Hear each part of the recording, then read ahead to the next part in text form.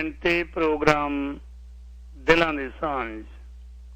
ਇਸ ਨਾਰੇ ਤਹਿਤ ਜਾਨ ਹੈ ਤਾਂ ਜਹਾਨ ਹੈ। ਜੇ ਸਰੀਰ ਤੰਦਰੁਸਤ ਹੈ, ਇਉਂ ਲੱਗਦਾ ਸਾਰਾ ਸੰਸਾਰ ਜ਼ਿੰਦਗੀ ਦਾ ਆਨੰਦ। ਜੇ ਕਿਤੇ ਬਿਮਾਰੀਆਂ ਨੇ ਆਣ ਘੇਰਿਆ, ਇਉਂ ਲੱਗਦਾ ਸਾਰਾ ਸੰਸਾਰ ਸੁੱਤਾ ਪਿਆ। ਇਸੇ ਦੇ ਮੱਦੇ ਨਜ਼ਰ ਹਰ ਸ਼ਨੀਵਾਰ ਨੂੰ ਸਿਹਤ ਸੰਬੰਧੀ ਵਿਸ਼ੇਸ਼ ਗੱਲਬਾਤ ਹੁੰਦੀ ਹੈ। ਮਹਿਮਾਨ ਮੇਰੇ ਨਾਲ ਆਉਂਦੇ ਨੇ ਜਿਹੜੇ ਆਪਣੀ ਆਪਣੀ ਫੀਲਡ ਦੇ ਐਕਸਪਰਟ ਨੇ, ਮਾਹਰ ਨੇ। ਉਹਨਾਂ ਨੂੰ ਲੈ ਕੇ ਇਸ ਪ੍ਰੋਗਰਾਮ ਦੇ ਵਿੱਚ ਗੱਲਬਾਤ ਹੁੰਦੀ ਹੈ ਤਾਂ ਜੋ ਅਸੀਂ ਵੱਧ ਤੋਂ ਵੱਧ ਜਾਣਕਾਰੀ ਹੈ ਜਿਹੜੀ ਉਹ ਲੈ ਸਕੀਏ। ਇਸੇ ਸੰਬੰਧ ਵਿੱਚ ਅੱਜ ਮੇਰੇ ਨਾਲ ਜਿਹੜੇ ਮਹਿਮਾਨ ਸ਼ਾਮਲ ਹੋ ਰਹੇ ਨੇ, ਉਹਨਾਂ ਨਾਲ ਇੱਕ ਨਵੀਂ ਜਿਹੜੀ ਖੋਜ ਮੈਡੀਕਲ ਜਰਨਲ ਦੇ ਵਿੱਚ ਆਉਂਦੀ ਹੈ। ਕਿਉਂਕਿ ਕਈ ਚੀਜ਼ਾਂ ਨੇ ਜਿਹਦੇ ਬਾਰੇ ਸਾਨੂੰ ਬਹੁਤਾ ਗਿਆਨ ਨਹੀਂ ਹੁੰਦਾ, ਸਿਰਫ ਡਾਕਟਰਾਂ ਨੂੰ ਗਿਆਨ ਹੁੰਦਾ ਹੈ। ਉਹਦਾ ਕਾਰਨ ਇਹ ਹੈ ਕਿ ਡਾਕਟਰ ਮੈਡੀਕਲ ਜਰਨਲ ਤੋਂ ਜਿਹੜੀਆਂ ਨਵੀਆਂ ਰਿਸਰਚ ਆਉਂਦੀਆਂ ਨੇ, ਜਿਹੜੀਆਂ ਮੈਡੀਕਲ ਦੀਆਂ ਟੀਮਸ ਨੇ, ਉਹਨਾਂ ਤੋਂ ਅੱਗੇ ਖੋਜ ਜਿਹੜੀ ਆਈ ਹੁੰਦੀ ਹੈ, ਉਸੇ ਆਧਾਰ ਦੇ ਉੱਤੇ ਅੱਗੇ ਆਪਣੀ ਜ਼ਿੰਦਗੀ ਦੇ ਵਿੱਚ ਉਹ ਤਜਰਬੇ ਕਰਦੇ ਆ। ਤੇ ਅੱਜ ਵੀ ਇਸੇ ਤਰ੍ਹਾਂ ਪਟਿਆਲਾ ਤੋਂ ਬੱਚਿਆਂ ਦੇ ਬੜੇ ਆਲਾ ਡਾਕਟਰ, ਉੱਘੇ ਲੇਖਕ ਤੇ ਨਾਲ ਦੇ ਨਾਲ ਉੱਘੇ ਸਮਾਜ ਸੇਵੀ ਨੇ। ਉੱਘੇ ਸਮਾਜ ਸੇਵੀ ਡਾਕਟਰ ਹਰਸ਼ਿੰਦਰ ਕੌਰ, ਜਿਨ੍ਹਾਂ ਨਾਲ ਅੱਜ ਗੱਲ ਕਰਨ ਜਾ ਰਹੇ ਹਾਂ, ਉਹ ਪ੍ਰੋਗਰਾਮ ਦੇ ਵਿੱਚ ਮੇਰੇ ਨਾਲ ਸ਼ਾਮਲ ਹੋ ਰਹੇ ਨੇ। ਸੋ ਆਓ ਉਹਨਾਂ ਦਾ ਸਭ ਤੋਂ ਪਹਿਲਾਂ ਸਵਾਗਤ ਕਰਦੇ ਹਾਂ। ਜਗਤ ਭੈਣ ਡਾਕਟਰ ਹਰਸ਼ਿੰਦਰ ਕੌਰ ਜੀ, ਸਭ ਤੋਂ ਪਹਿਲਾਂ ਪ੍ਰੋਗਰਾਮ ਦਿਲਾਂ ਦੀ ਸਾਂਝ ਦੇ ਵਿੱਚ ਦਿਲ ਦੀਆਂ ਗਹਿਰਾਈਆਂ 'ਚ ਸਵਾਗਤ ਹੈ ਜੀ। ਸਤਿ ਸ਼੍ਰੀ ਅਕਾਲ ਭਾਜੀ, ਤੇ ਤੁਹਾਡੇ ਰਾਹੀਂ ਜਿੰਨੇ ਵੀ ਸੁਣ ਰਹੇ ਨੇ ਸਭਨਾਂ ਨੂੰ ਬਹੁਤ ਬਹੁਤ ਨਿੱਘੀ ਫਤਿਹ। ਨਿੱਘੀ ਪਿਆਰ ਭਰੀ ਸਤਿ ਸ਼੍ਰੀ ਅਕਾਲ ਜੀ। ਬੱਚਿਆਂ ਦੇ ਡਾਕਟਰ ਹੋ ਤੁਸੀਂ, ਬੱਚਿਆਂ ਦੇ ਨਾਲ ਸੰਬੰਧਿਤ ਬਹੁਤ ਜ਼ਿਆਦਾ ਜਿਹੜੀ ਜਾਣਕਾਰੀ ਹੈ ਤੁਹਾਡੇ ਕੋਲ ਹੈ। ਤੁਹਾਡੀ ਜ਼ਿੰਦਗੀ ਦੇ ਤਜਰਬੇ ਨੇ, ਸਾਰੀ ਉਮਰ ਹੋ ਗਈ ਮੈਡੀਕਲ ਖੇਤਰ ਦੇ ਵਿੱਚ। ਤੁਸੀਂ ਵੀ ਡਾਕਟਰ ਗੁਰਪਾਲ ਸਿੰਘ ਇਸੇ ਖੇਤਰ ਦੇ ਵਿੱਚ ਹੋ। ਕੋਈ ਨਵੀਂ ਖੋਜ ਆਈ ਹੈ, ਥੋੜਾ ਜਿਹਾ ਉਹਦੇ ਬਾਰੇ ਮੈਂ ਤੁਹਾਡੇ ਤੋਂ ਜਾਣਕਾਰੀ ਲੈਣੀ ਚਾਹੁੰਦਾ ਕਿ ਬੱਚਾ ਜਿਹੜਾ ਮਾਂ ਦੀ ਕੁੱਖ ਦੇ ਵਿੱਚ ਪਲ ਰਿਹਾ ਹੈ, ਬਹੁਤ ਧਿਆਨ ਨਾਲ ਸੁਣਿਆ ਜੀ, ਜਿਹੜਾ ਬੱਚਾ ਮਾਂ ਦੀ ਕੁੱਖ ਦੇ ਵਿੱਚ ਪਲ ਰਿਹਾ ਹੈ, ਉਹਦੇ ਕਿਵੇਂ ਦਿਮਾਗ ਦੇ ਵਿੱਚ ਭਾਸ਼ਾ ਡਿਵੈਲਪ ਹੁੰਦੀ ਹੈ ਜਦੋਂ ਉਹਦਾ ਬ੍ਰੇਨ ਡਿਵੈਲਪ ਹੋ ਰਿਹਾ ਹੁੰਦਾ ਹੈ। ਇਹਦੇ ਬਾਰੇ ਥੋੜੀ ਜਿਹੀ ਕੋਈ ਜਾਣਕਾਰੀ ਹੈ ਤਾਂ ਅੱਜ ਜ਼ਰੂਰ ਸਾਂਝੀ ਕਰੋ ਜੀ, ਕਿ ਕਿਵੇਂ ਜਿਉਂ-ਜਿਉਂ ਬੱਚੇ ਦਾ ਦਿਮਾਗ ਡਿਵੈਲਪ ਹੋ ਰਿਹਾ ਹੈ ਮਾਂ ਦੀ ਕੁੱਖ ਦੇ ਵਿੱਚ, ਉਹਦੇ ਨਾਲ ਨਾਲ ਉਹ ਭਾਸ਼ਾਵਾਂ ਬਾਰੇ ਕਿਵੇਂ ਜਾਣਦੇ ਆ। ਸਵਾਲ ਇਹ ਹੈ ਜੀ, ਵਿਸ਼ਾ ਵੀ ਇਹ ਹੈ ਜੀ। ਦੇਖੋ, ਖੋਜ ਉਹੀ ਯੂਨੀਵਰਸਿਟੀ ਵਿੱਚ ਹੋਈ ਜੇ, ਜੋ ਕਿ ਐਲਫਰਡ ਫਾਊਂਡੇਸ਼ਨ ਨੇ ਹੁਣ ਕਿਹਾ ਕਿ ਭਾਈ ਜਿਹੜੇ ਵੀ ਜਣੇ ਜਾਂ ਜਿਨ੍ਹਾਂ ਦੀ ਵੀ ਮਾਂ ਬੋਲੀ ਖਾਤਮੇ ਵੱਲ ਨੂੰ ਤੁਰਦੀ ਜਾਂਦੀ ਹੈ, ਜਾਂ ਉਹ ਟੱਬਰ ਜਿਨ੍ਹਾਂ ਦੇ ਬੱਚਿਆਂ ਵਿੱਚ ਔਟਿਜ਼ਮ ਜਾਂ ਕੁਛ ADHD ਜਾਂ ਏਦਾਂ ਦੀਆਂ ਤੁਹਾਨੂੰ ਸ਼ਿਕਾਇਤਾਂ ਦਿਖ ਰਹੀਆਂ ਨੇ, ਤਾਂ ਭਾਈ ਗੌਰ ਕਰਿਓ। ਇਹ ਭਾਸ਼ਾ ਵਿਗਿਆਨੀਆਂ ਲਈ ਵੀ ਤੇ ਸਾਰੀਆਂ ਹੀ ਲਗਭਗ ਮਾਂ ਬੋਲੀ ਨੂੰ ਪਿਆਰ ਕਰਨ ਵਾਲੀਆਂ ਸੰਸਥਾਵਾਂ ਲਈ ਇੱਕ ਅਜਿਹੀ ਅੱਖਾਂ ਖੋਲਣ ਵਾਲੀ ਖੋਜ ਹੈ, ਜਿਸ ਨਾਲ ਬੱਚੇ ਦਾ ਦਿਮਾਗ ਜੋ ਹੈ ਉਹ ਕਿਵੇਂ ਵਿਕਸਿਤ ਹੁੰਦਾ, ਕਿਸ ਤਰੀਕੇ ਉਹਦੀਆਂ ਨਵੀਆਂ ਉਹ ਥਾਵਾਂ ਸਾਨੂੰ ਲੱਭ ਚੁੱਕੀਆਂ ਨੇ ਕਿ ਜਿਹੜੀਆਂ ਕਿਵੇਂ ਬਾਅਦ ਦੇ ਵਿੱਚ ਜੰਮਣ ਤੋਂ ਬਾਅਦ ਵੀ ਕਿਵੇਂ ਵਿਜ਼ੂਅਲ, ਯਾਨੀ ਜੋ ਉਹਨੇ ਦੇਖਣਾ, ਉਸ ਦੇਖਣ ਦੇ ਨਾਲ ਮਾਂ ਬੋਲੀ ਵੱਲੋਂ ਬੋਲਿਆ ਸ਼ਬਦ ਕਿਵੇਂ ਉਹ ਤਰੰਗਾਂ ਪਹਿਲਾਂ ਤੋਂ ਹੀ ਹੌਲੀ ਹੌਲੀ ਤਿਆਰ ਹੁੰਦੀਆਂ। ਹੁਣ ਇਹ ਤਾਂ ਖੋਜਾਂ ਸਾਬਤ ਕਰ ਚੁੱਕੀਆਂ ਨੇ ਕਿ ਪਹਿਲੀ ਸਾਂਝ ਭਰੂਣ ਨੇ ਅਸਲ 'ਚ ਮਾਂ ਦੀ ਵੱਲੋਂ ਬੋਲੀ ਜੋ ਬੋਲੀ ਹੈ ਉਹਦੇ ਨਾਲ ਗੰਢਣੀ ਹੁੰਦੀ ਜੇ। ਹੁਣ ਸਾਨੂੰ ਪਤਾ ਹੈ ਕਿ ਜਿੱਥੇ ਭਰੂਣ ਪਿਆ ਉਹਨੇ ਵੱਖੋ ਵੱਖਰੀਆਂ ਆਵਾਜ਼ਾਂ ਸੁਣਦੇ ਰਹਿਣਾ, ਕੋਈ ਅੰਤੜੀਆਂ 'ਚ ਗੈਸ ਦੀ ਆਵਾਜ਼, ਦਿਲ ਦੀ ਧੜਕਣ, यानी इधर उधर लगातार कुछ ना कुछ आवाज़ां जिथे पिया आले दुआले कुछ खाधा कुछ पीता वो सुनी जानियां ने। ਉਹਦੇ ਵਿੱਚ ਸਾਨੂੰ ਪਤਾ ਹੈ ਕਿ ਮੋਟੀ ਉਹਦੇ ਆਲੇ ਦੁਆਲੇ ਪਾਣੀ ਦੀ ਜੇ ਆਲੇ ਦੁਆਲੇ ਫਿਰ ਪਹਿਲਾਂ ਬੱਚੇਦਾਨੀ ਦੀਆਂ ਤਹਿਆਂ ਫਿਰ ਉੱਪਰ ਬਾਹਰ ਹੋਰ ਵੀ ਬਹੁਤ ਕੁਛ ਜੜਾਂਤੜੀਆਂ ਫਿਰ ਉੱਪਰ ਬਾਹਰ ਢਿੱਡ ਦੀਆਂ ਪਰਤਾਂ ਫਿਰ ਮਾਂ ਨੇ ਜੋ ਬੋਲਣਾ ਉਹਦੀਆਂ ਤਰੰਗਾਂ ਵੱਖਰੀਆਂ ਅੰਦਰਲੇ ਰਾਹ ਜਾਣੀਆਂ ਫੇਫੜਿਆਂ ਰਾਹੀਂ ਹੇਠਾਂ ਤੇ ਬਾਹਰੋਂ ਵੀ ਜੋ ਜਾਣੀਆਂ ਉਹ ਐਗਜ਼ੈਕਟ ਉਹੀ ਆਵਾਜ਼ ਜਿਸ ਨਾਲ ਬੁਲਾਓ ਉਸ ਤਰੀਕੇ ਨਹੀਂ ਪਹੁੰਚਦੀ ਬਲਕਿ ਉਹਦੀਆਂ ਤਰੰਗਾਂ ਜਾਂਦੀਆਂ ਨੇ ਜਿਹੜੀਆਂ ਬੱਚੇ ਨੂੰ ਕਿਸ ਤਰੀਕੇ ਯਾਨੀ ਉਹਦੀ ਭਾਵਨਾਤਮਕ ਵਿਹਾਰਿਕ ਤੇ ਸਮਾਜਿਕ ਸਾਂਝ ਨਾਲ ਕਿਸ ਤਰੀਕੇ ਇਹ ਸਭ ਕੁਝ ਜੋੜਿਆ ਅੱਜ ਉਹ ਜ਼ਬਾਨ ਵਿਚਲੀਆਂ ਬਰੀਕੀਆਂ ਨੂੰ ਜੋ ਅਸੀਂ ਸੋਚਦੇ ਹਾਂ ਕਿ ਬੱਚਾ ਇਹ ਕਦੋਂ ਸਮਝ ਸਕਦਾ ਹੈ ਜਾਂ ਕੀ ਜਾਂ ਇੱਥੋਂ ਤੱਕ ਕਿ ਲੋਕ ਕਹਿ ਦਿੰਦੇ ਨੇ ਗੁੰਗੇ ਦੀ ਭਾਸ਼ਾ ਗੁੰਗੇ ਦੀ ਮਾਂ ਹੀ ਜਾਣੇ ਉਹ ਜਿਹੜੀਆਂ ਹਰ ਚੀਜ਼ਾਂ ਜੋ ਮਾਂ ਨੇ ਕਹਿਣੀ ਹੈ ਕਿਵੇਂ ਉਹ ਭਰੂਣ ਸਮਝਦਾ ਉਹਦੇ 24 ਤੋਂ 30 ਹਫ਼ਤਿਆਂ ਦੇ ਭਰੂਣ ਦੇ ਇਹ ਟੈਸਟ ਕੀਤੇ ਗਏ ਸੀ। ਉਹਦੇ ਵਿੱਚ ਜੋ ਸਬੂਤ ਮਿਲੇ ਕਿ ਨਾਲ ਅਲਟਰਾਸਾਊਂਡ ਕਰ ਰਹੇ ਸਨ ਹੁਣ ਉਹਦੇ ਚ ਮਾਂ ਦੀਆਂ ਵੱਖੋ ਵੱਖਰੀਆਂ ਆਵਾਜ਼ਾਂ ਉਹਨੂੰ ਕਿਹਾ ਕੱਢੋ ਤੇ ਉਹਦੀ ਹਰਕਤ ਨੋਟ ਕੀਤੀ ਗਈ। ਤਾਂ ਜੀ ਕਮਾਲ ਦੀ ਗੱਲ ਸੀ ਕਿ ਮਾਂ ਜਦੋਂ ਲੈ ਦੇ ਵਿੱਚ ਜੇ ਉਹਨੇ ਲੋਰੀ ਸੁਣਾਈ ਤਾਂ ਭਰੂਣ ਨੂੰ ਹਲਕੀ ਜੀ ਉਬਾਸੀ ਲੈਂਦਿਆਂ ਵੀ ਦੇਖਿਆ ਗਿਆ। ਫਿਰ ਜਦੋਂ ਉਹਨੇ ਪੁਚਕਾਰਿਆ ਪਿਆਰ ਦੇ ਨਾਲ ਜਾਂ ਗੱਲ ਕੀਤੀ ਹੱਥ ਵੀ ਢਿੱਡ ਉੱਤੇ ਰੱਖਿਆ ਕੁਝ ਗੱਲਾਂ ਕੀਤੀਆਂ ਤਾਂ ਇਹ ਦੇਖਿਆ ਕਿ ਉਹਦੀ मूवमेंट हत्थां दी भी घसोने मारने पैर हिलाना चुस्ती नाल इधर उधर हिलना रिस्पोंड करना इन्ना खूबसूरत तरीके नाल वेख्या गया कि बस कमाल ही हो गया। जदों असीं ਉਹ ਵੀਡੀਓਜ਼ ਵੀ ਦੇਖਦੇ ਆ ਜਾਂ ਜੋ ਸਾਡੇ ਛਪਦੇ ਨੇ ਸੱਚ ਜਾਣਿਓ ਕੁਝ ਪਲਾਂ ਲਈ ਕੁਦਰਤ ਦੇ ਇਸ ਕ੍ਰਿਸ਼ਮੇ ਉੱਤੇ ਆਸ਼ ਕਰ ਉੱਠੀਦਾ ਕਿ ਕੀ ਕਮਾਲ ਕੁਦਰਤ ਨੇ ਕੀਤੀ ਹੈ। ਫਿਰ ਇੱਥੋਂ ਤੱਕ ਕਿ ਜੇ ਮਾਂ ਫਰਜ਼ ਕਰੋ ਬਹੁਤ ਬਿਜ਼ੀ ਹੈ ਜਾਂ ਨਹੀਂ ਉਹਨੇ ਗੱਲ ਕੀਤੀ ਜਾਂ ਉਦਾਸ ਹੈ ਤਾਂ ਉਹ ਭਰੂਣ ਉੱਥੇ ਢਿੱਡ ਦੇ ਅੰਦਰ ਹੀ ਅੰਗੂਠਾ ਚੁੰਗਦਾ ਵੀ ਦੇਖਿਆ ਜਾਂਦਾ ਕਿ ਜਿਵੇਂ ਉਹ ਆਪਣੇ ਆਪ ਨੂੰ ਪੈਸੀਫਾਈ ਕਰ ਰਿਹਾ ਹੁੰਦਾ ਕਿ ਮੈਂ ਨਹੀਂ ਬੋਲਦੇ ਕੋਈ ਮੈਂ ਆਪ ਹੀ ਚਲੋ ਆਪਣੇ ਆਪ ਨੂੰ ਹੁਲਾਰਾ ਦੇ ਦਿੰਦਾ ਕਿਉਂ ਨਹੀਂ ਸਮਝਦੇ ਮੈਂ ਹੈਗਾ। ਕਈ ਵਾਰ ਵਿੱਚੋਂ ਉਹਨੇ ਟੋਕਣਾ ਘਸੁੰਨ ਵੀ ਮਾਰਨਾ ਵੀ ਮੈਨੂੰ ਬੁਲਾਇਆ ਕਿਉਂ ਨਹੀਂ। यानी इस तरीके दियां चीज़ां वेखियां जांदियां रहियां ने ये तां नोन चीज़ां ने। बोली दे आधार ते किस तरीके फर्क होया वो यूनिवर्सिटी ऑफ कैंसास विखे जो सब तो पहला 2017 विच जो अमरीकन गर्भवती औरतां ते टेस्ट कीते गए ਉਹਦੇ ਵਿੱਚ ਉਹਨਾਂ ਨੇ ਢਿੱਡ ਦੇ ਕੋਲ ਰਿਕਾਰਡ ਕੀਤੀਆਂ ਆਵਾਜ਼ਾਂ 2 ਸੁਣਾਈਆਂ ਗਈਆਂ। ਇਹ ਸਾਰੀਆਂ ਔਰਤਾਂ 8 ਮਹੀਨੇ ਦੇ ਇਹਨਾਂ ਨੂੰ ਪ੍ਰੈਗਨੈਂਸੀ ਸੀ। ਹੁਣ ਉਹਦੇ ਵਿੱਚ ਜੋ ਕਿਉਂਕਿ ਇਹ ਹਾਨਸਾਨੀ ਅਮਰੀਕਨ ਪਹਿਲੀ ਆਵਾਜ਼ ਉਹਨਾਂ ਨੇ ਸੁਣਾਈ ਭਰੂਣ ਨੂੰ ਜਿਹੜੀ ਮਾਂ ਦੀ ਆਪਣੀ ਯਾਨੀ ਅੰਗਰੇਜ਼ੀ ਜ਼ਬਾਨ ਵਿੱਚ ਬੋਲੀ ਹੋਈ ਸੀ ਤੇ ਦੂਜੀ ਕਿਸੇ ਹੋਰ ਜਾਪਾਨੀ ਔਰਤ ਦੇ ਰਿਕਾਰਡਿੰਗ ਸੀ।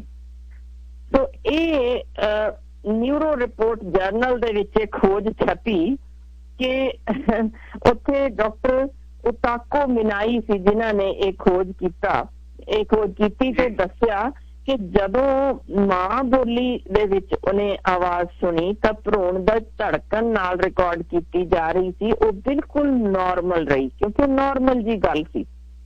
ਪਰ ਜਦੋਂ ਹੀ ਥੋੜੇ ਕੁ ਸਮੇਂ ਬਾਅਦ ਜਾਪਾਨੀ ਰਿਕਾਰਡਿੰਗ ਉਹਨਾਂ ਨੂੰ ਸੁਣਾਈ ਗਈ ਤਾਂ ਉਹਦੀ ਧੜਕਣ ਵੱਧ ਗਈ ਯਾਨੀ ਉਸ ਬੱਚੇ ਨੇ ਜ਼ਬਾਨ ਜੋ ਵੱਖਰੀ ਉਹਦੇ ਤੱਕ ਤਰੰਗਾਂ ਪਹੁੰਚੀਆਂ ਉਸ ਨਾਲ ਓਪਰਾਪਨ ਜ਼ਾਹਰ ਕਰ ਦਿੱਤਾ ਕਿ ਇਹ ਮੇਰੀ सुनी हुई या जानकार आवाज नहीं है। इन्नी कमाल के मां दी बोली दियां बरीकियां दी जिस तरीके वो समोंदा बच्चा है ਉਹ ਜੰਮਣ ਤੋਂ ਬਾਅਦ ਪਹਿਲੇ ਕੁਝ ਦਿਨ ਜੋ ਉਹਦੇ ਆਸ-ਪਾਸ ਤੋਂ ਆਉਂਦੀਆਂ ਆਵਾਜ਼ਾਂ ਨੇ ਉਹਨਾਂ ਦੇ ਉਤਾਰ ਚੜਾਓ ਦੇ ਹਿਸਾਬ ਨਾਲ ਉਹ ਮਾਂ ਦੀ ਉਹੀ ਬੋਲੀ ਨਾਲ ਰੋਂਦਾ ਬੱਚਾ ਚੁੱਪ ਵੀ ਹੋ ਜਾਂਦਾ ਆਪਣੀ ਹਿਲਜੁਲ ਵੀ ਉਸੇ ਤਰੀਕੇ ਵਾਪਸ ਜਿੰਨੀ ਕੁ ਦਰਸਾ ਸਕਦਾ ਦਰਸਾਉਂਦਾ ਤੇ ਜਦੋਂ ਉਹੀ ਜੰਮਦੇ ਸਾਰ ਜਦੋਂ ਦਿਖਾਇਆ ਗਿਆ ਕਿ ਜਾਪਾਨੀ ਆਵਾਜ਼ ਫਿਰ ਸੁਣਾਈ ਗਈ, ਬੱਚਾ ਤਰਬਕਿਆ ਵੀ ਤੇ ਰੋਇਆ ਵੀ। ਯਾਨੀ ਇਹ ਚੀਜ਼ਾਂ ਨੇ ਸਾਨੂੰ ਦੱਸ ਦਿੱਤਾ ਕਿ ਇਹ ਵੱਖ ਜੋ ਆਵਾਜ਼ ਮਾਂ ਦੀ ਬੋਲੀ ਤੋਂ ਜਿਹੜੀ ਉਹਨੇ ਕਦੇ ਹੀ ਸੁਣੀ, ਰੋਜ਼ ਨਹੀਂ ਸੀ ਸੁਣ ਰਿਹਾ, ਉਹ ਬੱਚੇ ਦੇ ਇਸ ਤਰੀਕੇ ਦੇ ਹਾਵ ਭਾਵ ਤੋਂ ਸਮਝ ਆਇਆ ਕਿ ਇਹ ਕੁਝ ਵੱਖ ਕਰ ਰਿਹਾ। ਹੁਣ ਦੁੱਧ ਚੁੰਗਦੇ ਬੱਚੇ ਤੇ ਫਿਰ ਉਸੇ ਮਾਂ ਤੇ ਫਿਰ ਇਸੇ ਤਰ੍ਹਾਂ ਟਰਾਈ ਕੀਤਾ ਕਿ ਇੱਕ ਕੋਈ ਹੋਰ ਜ਼ਬਾਨ ਇੱਕ ਮਾਂ ਦੀ ਬੋਲੀ 'ਚ।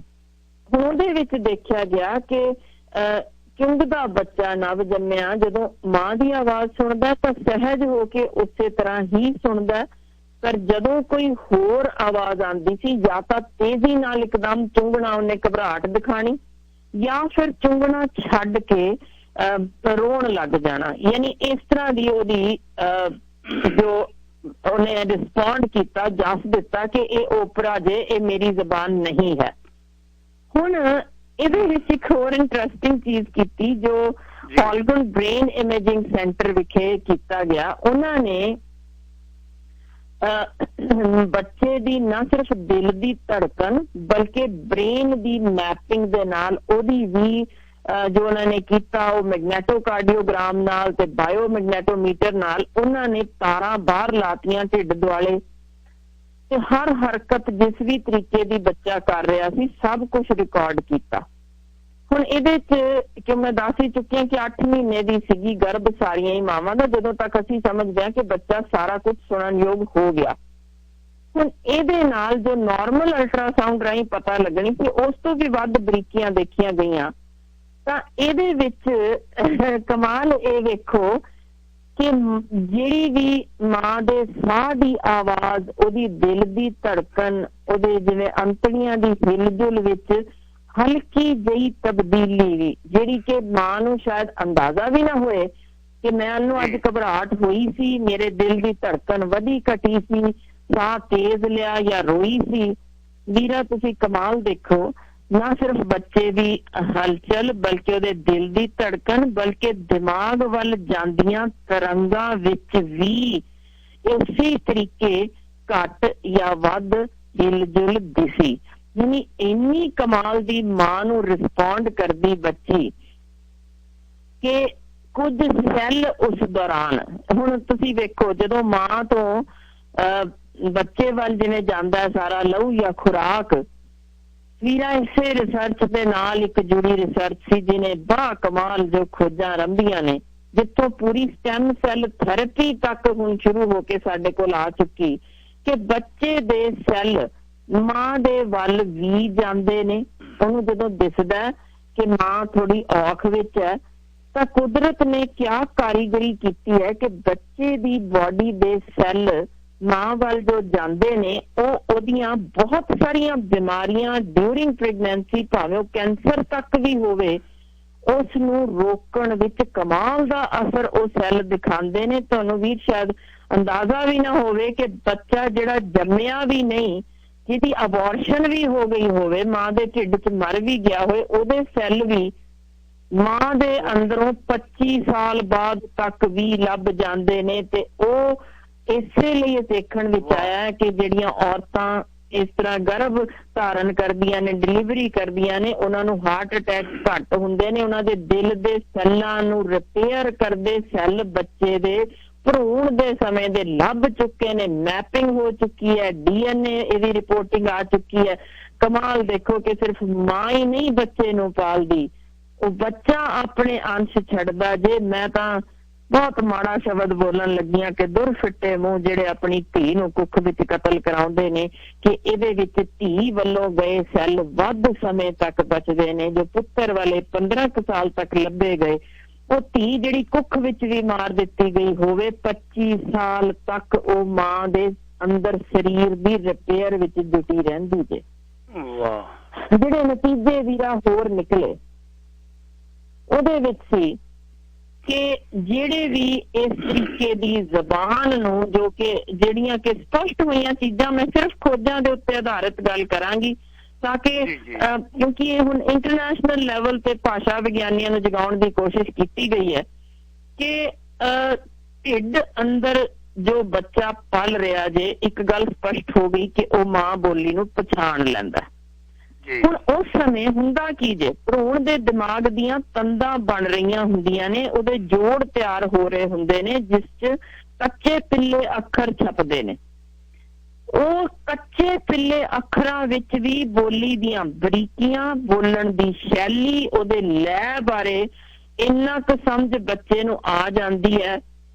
ਤੇ ਇਹ ਜਿਸ ਤਰੀਕੇ ਦੀ ਖੋਜ ਨਿਰਣਾਕਾਰ ਸਾਬਤ ਹੋ ਨਿਬੜੀ ਹੈ ਕਿ ਜ਼ਬਾਨ ਜਾਂ ਬੋਲੀ ਦੀ ਨੀਂਹ ਮਾਂ ਦੇ ਢਿੱਡ ਅੰਦਰ ਰੱਖੀ ਜਾਂਦੀ ਹੈ। ਸੋ ਡਾਕਟਰੀ ਜ਼ਬਾਨ ਵਿੱਚ ਵੀ ਮਾਂ ਬੋਲੀ ਨੂੰ ਕਹਿੰਦੇ ਨੇ ਸੱਚਮੁੱਚ ਹੀ ਮਾਂ ਦੀ ਬੋਲੀ ਨੂੰ ਇਹ ਮਾਂ ਦੇ ਅੰਦਰੋਂ ਸਿੱਖ ਕੇ ਜੋ ਆ ਰਿਹਾ, ਇਸੇ ਲਈ ਨਾਂ ਦੇਣਾ ਇਹ ਸਹੀ ਹੈ ਕਿ ਮਾਂ ਬੋਲੀ ਹੈ।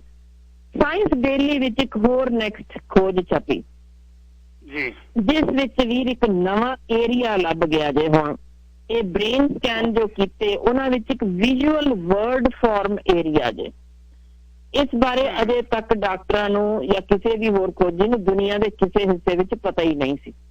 ਹੁਣ ਇਹ ਜੋ ਕਮਾਲ ਹੈ, ਇਹ ਦਿਮਾਗ ਦਾ ਇੱਕ ਏਰੀਆ ਹੁੰਦਾ ਵਿਜ਼ੂਅਲ ਕਾਰਟੈਕਸ ਦੇ ਵਿੱਚ, ਇਹ ਇੱਕ ਨਿੱਕਾ ਜਿਹਾ ਮਹੀਨ ਏਰੀਆ ਜੇ ਜਿਹਦਾ ਦਿਮਾਗ ਜੋ ਉਸ ਬੋਲੀ ਦੇ ਵਿਕਾਸ ਵਿੱਚ ਅਹਿਮ ਰੋਲ ਅਦਾ ਕਰਦਾ।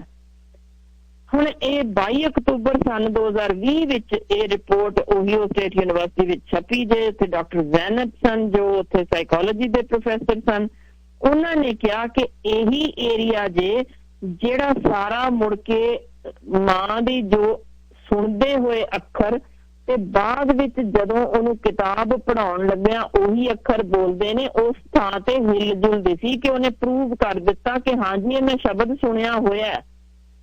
ਇਸ ਤੋਂ ਕਮਾਲ ਦੀ ਖੋਜ ਨਹੀਂ ਹੋ ਸਕਦੀ ਕਿ ਜੇ ਤੁਸੀਂ ਉਹਨੂੰ ਦਿਖਾ ਰਹੇ ਹੋ ਵੀ ਆਹ ਸ਼ੇਰ ਹੈ, ਤੇ ਜੇ ਤੁਸੀਂ ਗੱਲ ਕੀਤੀ ਸੀ ਮੇਰਾ ਸ਼ੇਰ ਪੁੱਤਰ, ਤਾਂ ਉਹਨੂੰ ਉਹ ਸ਼ਬਦ ਉਸ ਜਦੋਂ ਦਿਖਾਓਗੇ ਕਿਤਾਬ ਵਿੱਚ, ਉਹਦੇ ਦਿਮਾਗ ਦੀ ਹਿਲਜੁਲ ਉਹਨੂੰ ਦੱਸ ਦੇਗੀ ਕਿ ਸ਼ਬਦ ਸੁਣਿਆ ਹੋਇਆ।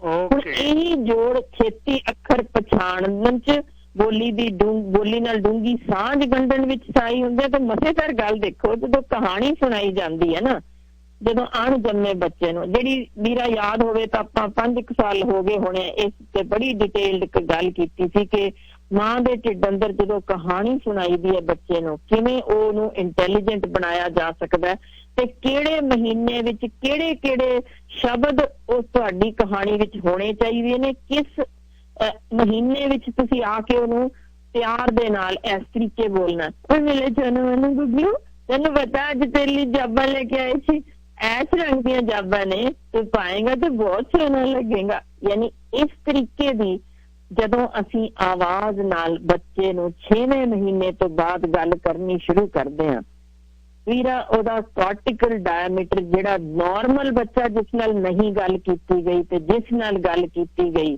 ਕਮਾਲ ਦੇਖੋ, ਪੌਣਾ ਇੰਚ ਤੱਕ ਵੱਧ ਦਿਸਦਾ ਕਿ ਇੰਨੀ ਕਮਾਲ ਦੀ ਉਹਦੀ ਦਿਮਾਗ ਦਾ ਵਿਕਾਸ ਹੁੰਦਾ ਜੇ।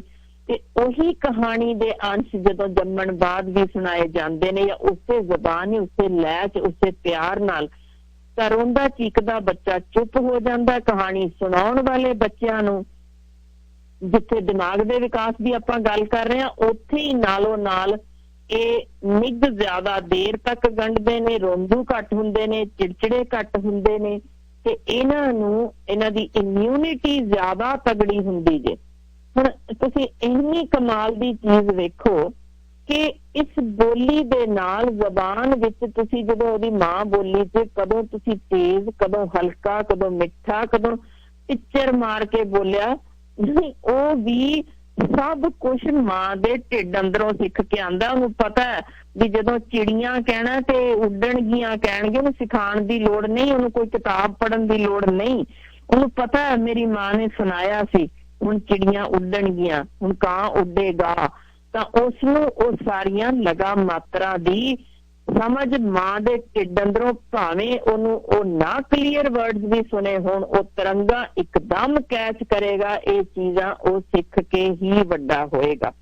ਹੁਣ 3 ਤੋਂ 4 ਸਾਲਾਂ ਦੇ, ਜੇ ਤੁਸੀਂ ਬ੍ਰੇਕ ਨਹੀਂ ਲੈਣੀ ਤਾਂ ਮੈਂ ਜ਼ਰੂਰ ਇੰਟਰਸਟਿੰਗ ਖਬਰ ਮੈਂ ਕਹਿਣ ਲੱਗਾ ਸੀ ਤੁਹਾਨੂੰ ਕਿ ਹਾਂਜੀ, ਮੈਂ ਪੰਜੀ ਤੋਂ ਤੁਹਾਨੂੰ ਰੋਕਣ ਲੱਗਾ ਸੀ ਕਿ ਆਪਾਂ ਇੱਕ ਬ੍ਰੇਕ ਲੈ ਲਈ, ਉਸ ਤੋਂ ਬਾਅਦ 3 ਤੋਂ 4 ਸਾਲਾਂ ਦੀ ਜਿਹੜੀ ਤੁਸੀਂ ਗੱਲ ਕਰ ਰਹੇ ਹੋ ਇਹਨੂੰ ਅੱਗੇ ਤੋਰਦੇ ਆ।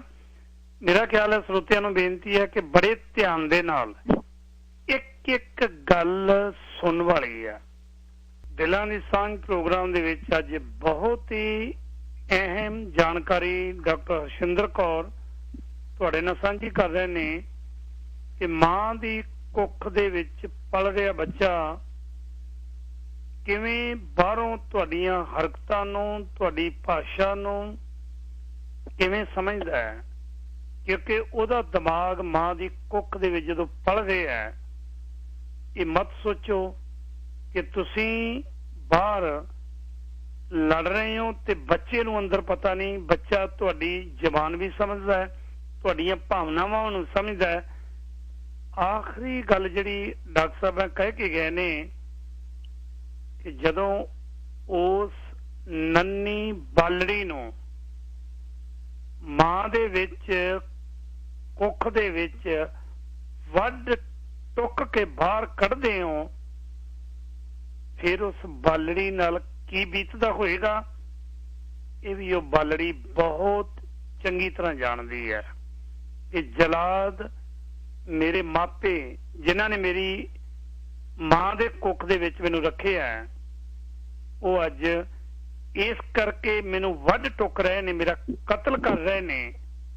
ਮੈਂ ਕਹਿੰਦਾ ਵੀ ਸ਼ਾਇਦ ਮਾਂ ਤੇ ਪਿਓ ਦੇ ਉੱਤੇ ਕਤਲ ਦਾ ਮੁਕੱਦਮਾ ਚੱਲਣਾ ਚਾਹੀਦਾ ਹੈ, ਕਿਉਂਕਿ ਜਿਹੜੇ ਜੀ ਦਾ ਉਹ ਕਤਲ, ਇੱਕ ਬਾਹਰ ਕਤਲ ਹੈ, ਇੱਕ ਅੰਦਰ ਕਤਲ ਹੈ, ਸ਼ਰੇਆਮ ਕਰ ਰਹੇ ਨੇ।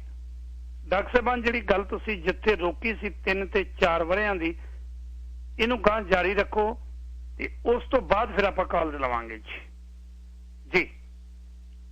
ਜੀ ਭਾਜੀ, ਮੈਂ ਜਾਣ ਬੁੱਝ ਕੇ ਅੱਜ ਇਹ ਗੱਲ ਇਹ ਲਿਆ ਸੀ ਟੌਪਿਕ, ਕਾਰਨ ਇਹ ਸੀ ਕਿ ਮੈਂ ਬੇਨਤੀ ਕਰਾਂ ਜੀ, ਮੈਨੂੰ ਬਾਹਰੋਂ ਫੋਨ ਮੇਰੇ ਨੰਬਰ ਤੇ ਕਾਈਂਡਲੀ ਨਾ ਕਰੋ ਜੀ। ਤੁਸੀਂ ਮੇਰਾ ਖਿਆਲ ਹੈ ਪ੍ਰੋਗਰਾਮ ਵਿੱਚ ਕਾਲ ਕਰ ਲਓ, ਜ਼ਿਆਦਾ ਬਿਹਤਰ ਹੋਏਗਾ। ਇਹ ਮੈਨੂੰ ਵੱਖਰੀ ਕਾਲ ਨਾਲ ਮੈਂ ਲਾਈਵ ਸ਼ੋਅ ਤੇ ਨਹੀਂ ਚੱਕ ਸਕਦੀ। ਤੇ ਜਿਹੜਾ 3 ਤੋਂ 4 ਸਾਲ ਦੇ ਬੱਚਿਆਂ ਵਿੱਚ ਜੋ ਖੋਜ ਹੋਈ, ਜੋ ਸਕੈਨ ਕੀਤੇ, ਉਹਦੇ ਵਿੱਚ ਪਤਾ ਲੱਗਿਆ ਕਿ ਜਿਨ੍ਹਾਂ ਨੂੰ ਪਹਿਲੇ ਜਾਂ ਦੂਜੇ ਸਾਲ ਵਿੱਚ ਕਿਸੇ ਹੋਰ ਜ਼ਬਾਨ ਨੂੰ ਨਾਲ ਸਿਖਾਇਆ ਗਿਆ, ਵੀਰਾ ਬਹੁਤ ਅਹਿਮ ਗੱਲ ਹੈ, ਉਹਨਾਂ ਦੇ ਦਿਮਾਗ ਦਾ ਇਹੀ ਹਿੱਸਾ ਜੋ ਵਿਜ਼ੂਅਲ ਕਾਰਟੈਕਸ ਵਿੱਚ ਸੀ, ਇਹ ਵਧਣੋਂ ਰੁਕ ਗਿਆ ਸੀ।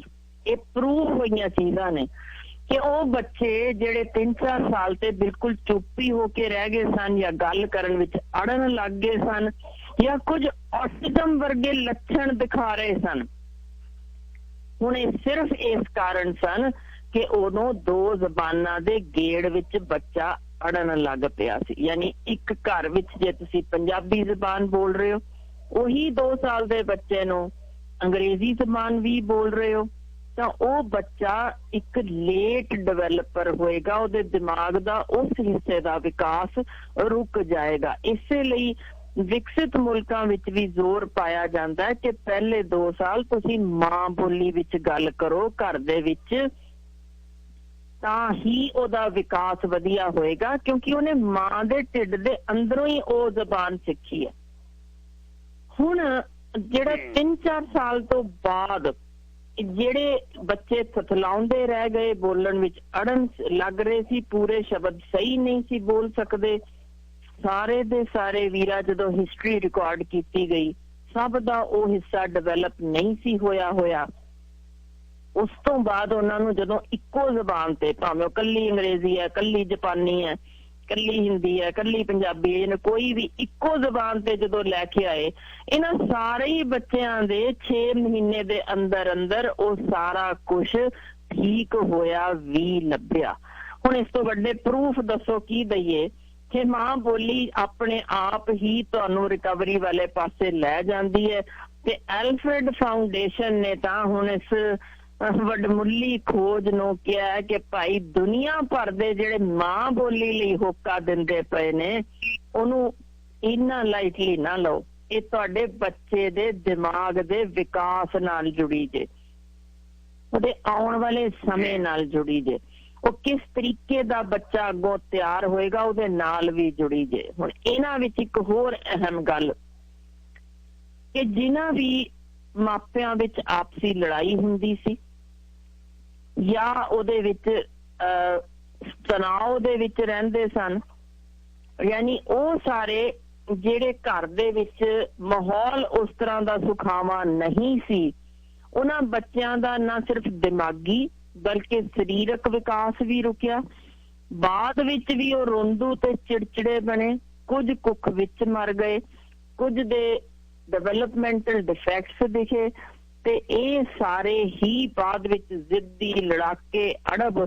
ਤੇ ਜਦੋਂ ਆ ਕੇ ਵੀਰਾ ਇਹੋ ਜਿਹੇ ਮਾਪੇ ਆ ਕੇ ਕਹਿੰਦੇ ਨੇ ਵੀ ਸਾਡਾ ਬੱਚਾ ਬਿਲਕੁਲ ਆਖੇ ਨਹੀਂ ਲੱਗਦਾ, ਅੜਬ ਹੈ, ਜ਼ਿੱਦੀ ਹੈ, ਕਿਸੇ ਡਾਕਟਰ ਲਈ ਮੈਨੂੰ ਤੁਸੀਂ ਦੱਸੋ ਸਲਾਹ, ਤੁਸੀਂ ਬਹੁਤ ਸਿਆਣੇ ਹੋ, ਕਿ ਮੇਰੇ ਵਰਗਾ ਉੱਥੇ ਬੈਠਾ ਨਿਮਾਣਾ ਕਿਵੇਂ ਕਿਆ ਕਰੇ? ਭਾਈ ਤੁਹਾਨੂੰ ਸ਼ੀਸ਼ਾ ਦਿਖਾ ਰਿਹਾ ਤੁਹਾਡਾ ਬੱਚਾ, ਤੁਸੀਂ ਇਹੋ ਕੁਝ ਦੱਸਿਆ ਸੀ, ਆਪਣੇ ਅੰਦਰ ਝਾਤ ਮਾਰ ਲਿਓ, ਤੁਹਾਨੂੰ ਵਾਪਸ ਮਿਲ ਰਿਹਾ ਜੇ।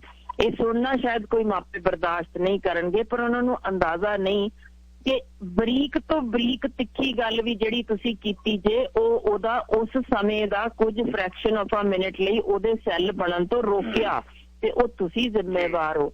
ਸੋ ਇਹ ਜਦੋਂ ਸਾਨੂੰ ਸਮਝ ਆ ਜਾਏ ਤਾਂ ਅਸੀਂ ਬੱਚਿਆਂ ਨੂੰ ਬਹੁਤ ਖੂਬਸੂਰਤ ਅੱਗੇ ਵਧਾ ਸਕਦੇ ਹਾਂ। ਪਰ ਅਫਸੋਸ ਇੱਕ, ਜੇ ਮੈਨੂੰ ਬਸ 1 ਮਿੰਟ ਦਾ ਹੋਰ ਸਮਾਂ ਦੇ ਦਿਓ, ਮੋਬਾਈਲ ਦਾ ਕੀ ਅਸਰ ਹੁੰਦਾ ਢਿੱਡ ਅੰਦਰ ਪਏ ਬੱਚੇ ਦਾ, ਇਸੇ ਵਿਕਾਸ ਤੇ ਮੈਂ ਗੱਲ ਕਰਨਾ ਚਾਹੁੰਦੀ ਸੀ।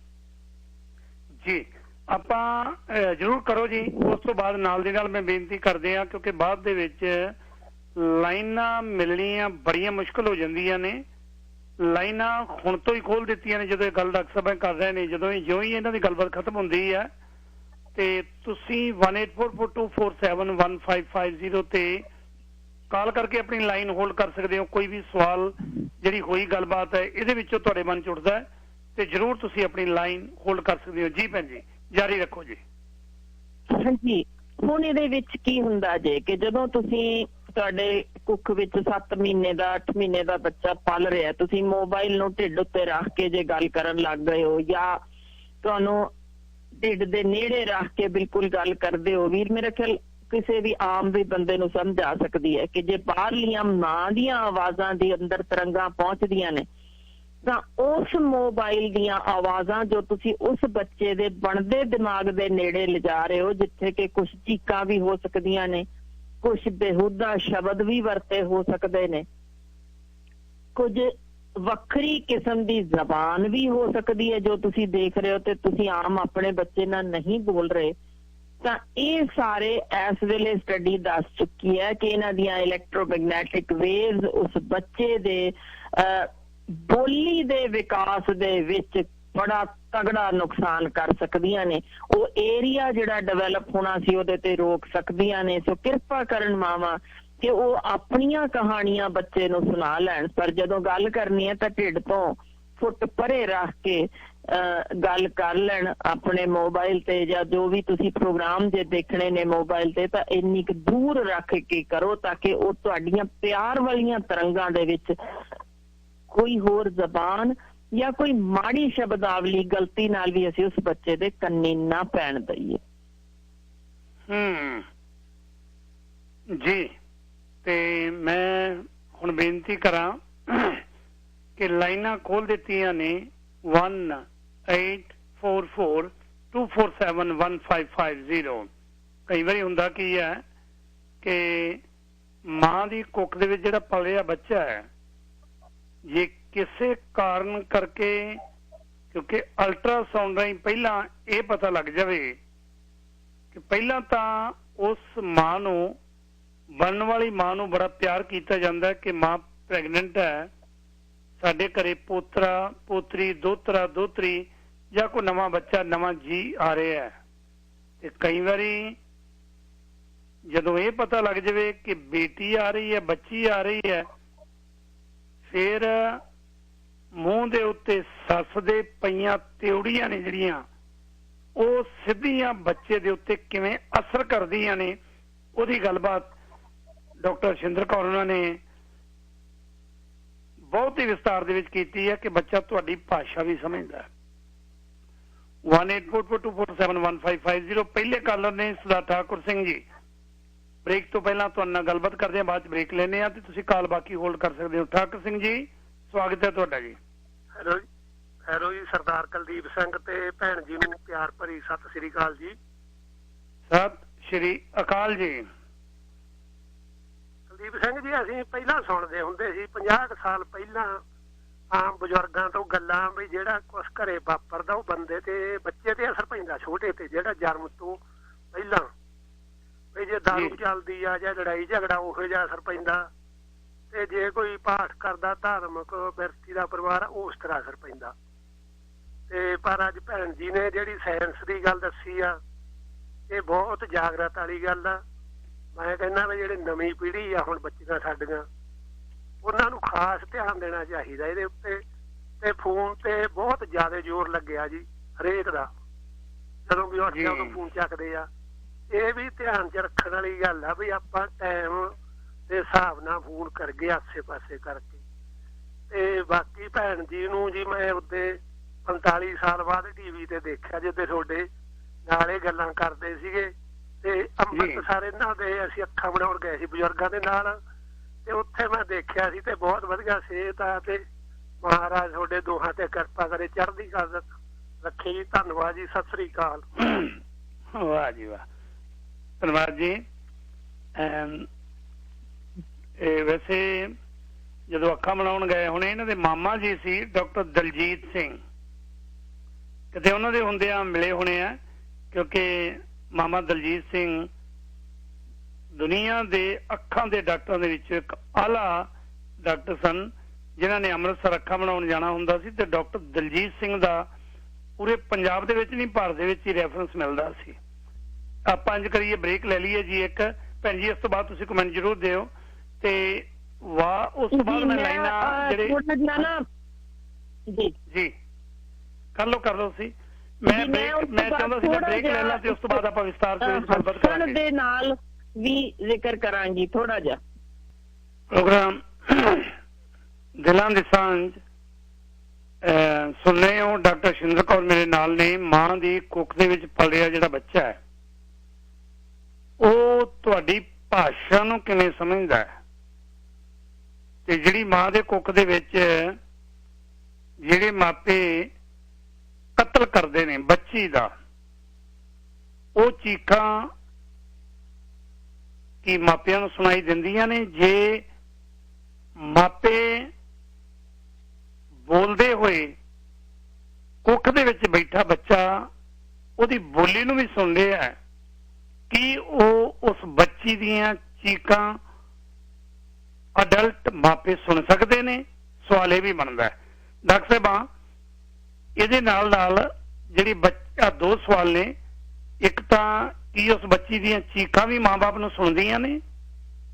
ਦੂਸਰਾ ਸਵਾਲ ਕਿ ਬੱਚਾ ਜਦੋਂ ਅੰਦਰ ਹੱਸ ਰਿਹਾ ਹੁੰਦਾ ਹੈ, ਉਹਦੇ ਬਾਰੇ ਤੁਸੀਂ ਜ਼ਿਕਰ ਕਰਨ ਲੱਗੇ ਸੀ। ਇਹ ਦੋਨੇ ਚੀਜ਼ਾਂ ਕਲੀਅਰ ਕਰਿਓ। ਤੇ ਨਾਲ ਦੀ ਨਾਲ ਮੈਂ ਸਰੋਤਿਆਂ ਨੂੰ ਦੱਸ ਦਿਆਂ ਕਿ ਕਿਉਂਕਿ ਬਾਅਦ ਦੇ ਵਿੱਚ 9 ਵਜੇ ਤੋਂ ਬਾਅਦ ਜਿਉਂ ਹੀ ਲਾਈਨਾਂ ਖੁੱਲਦੀਆਂ ਨੇ, ਫਿਰ ਮੌਕਾ ਨਹੀਂ ਮਿਲਦਾ ਤੁਹਾਨੂੰ ਗੱਲਬਾਤ ਕਰਨ ਦਾ।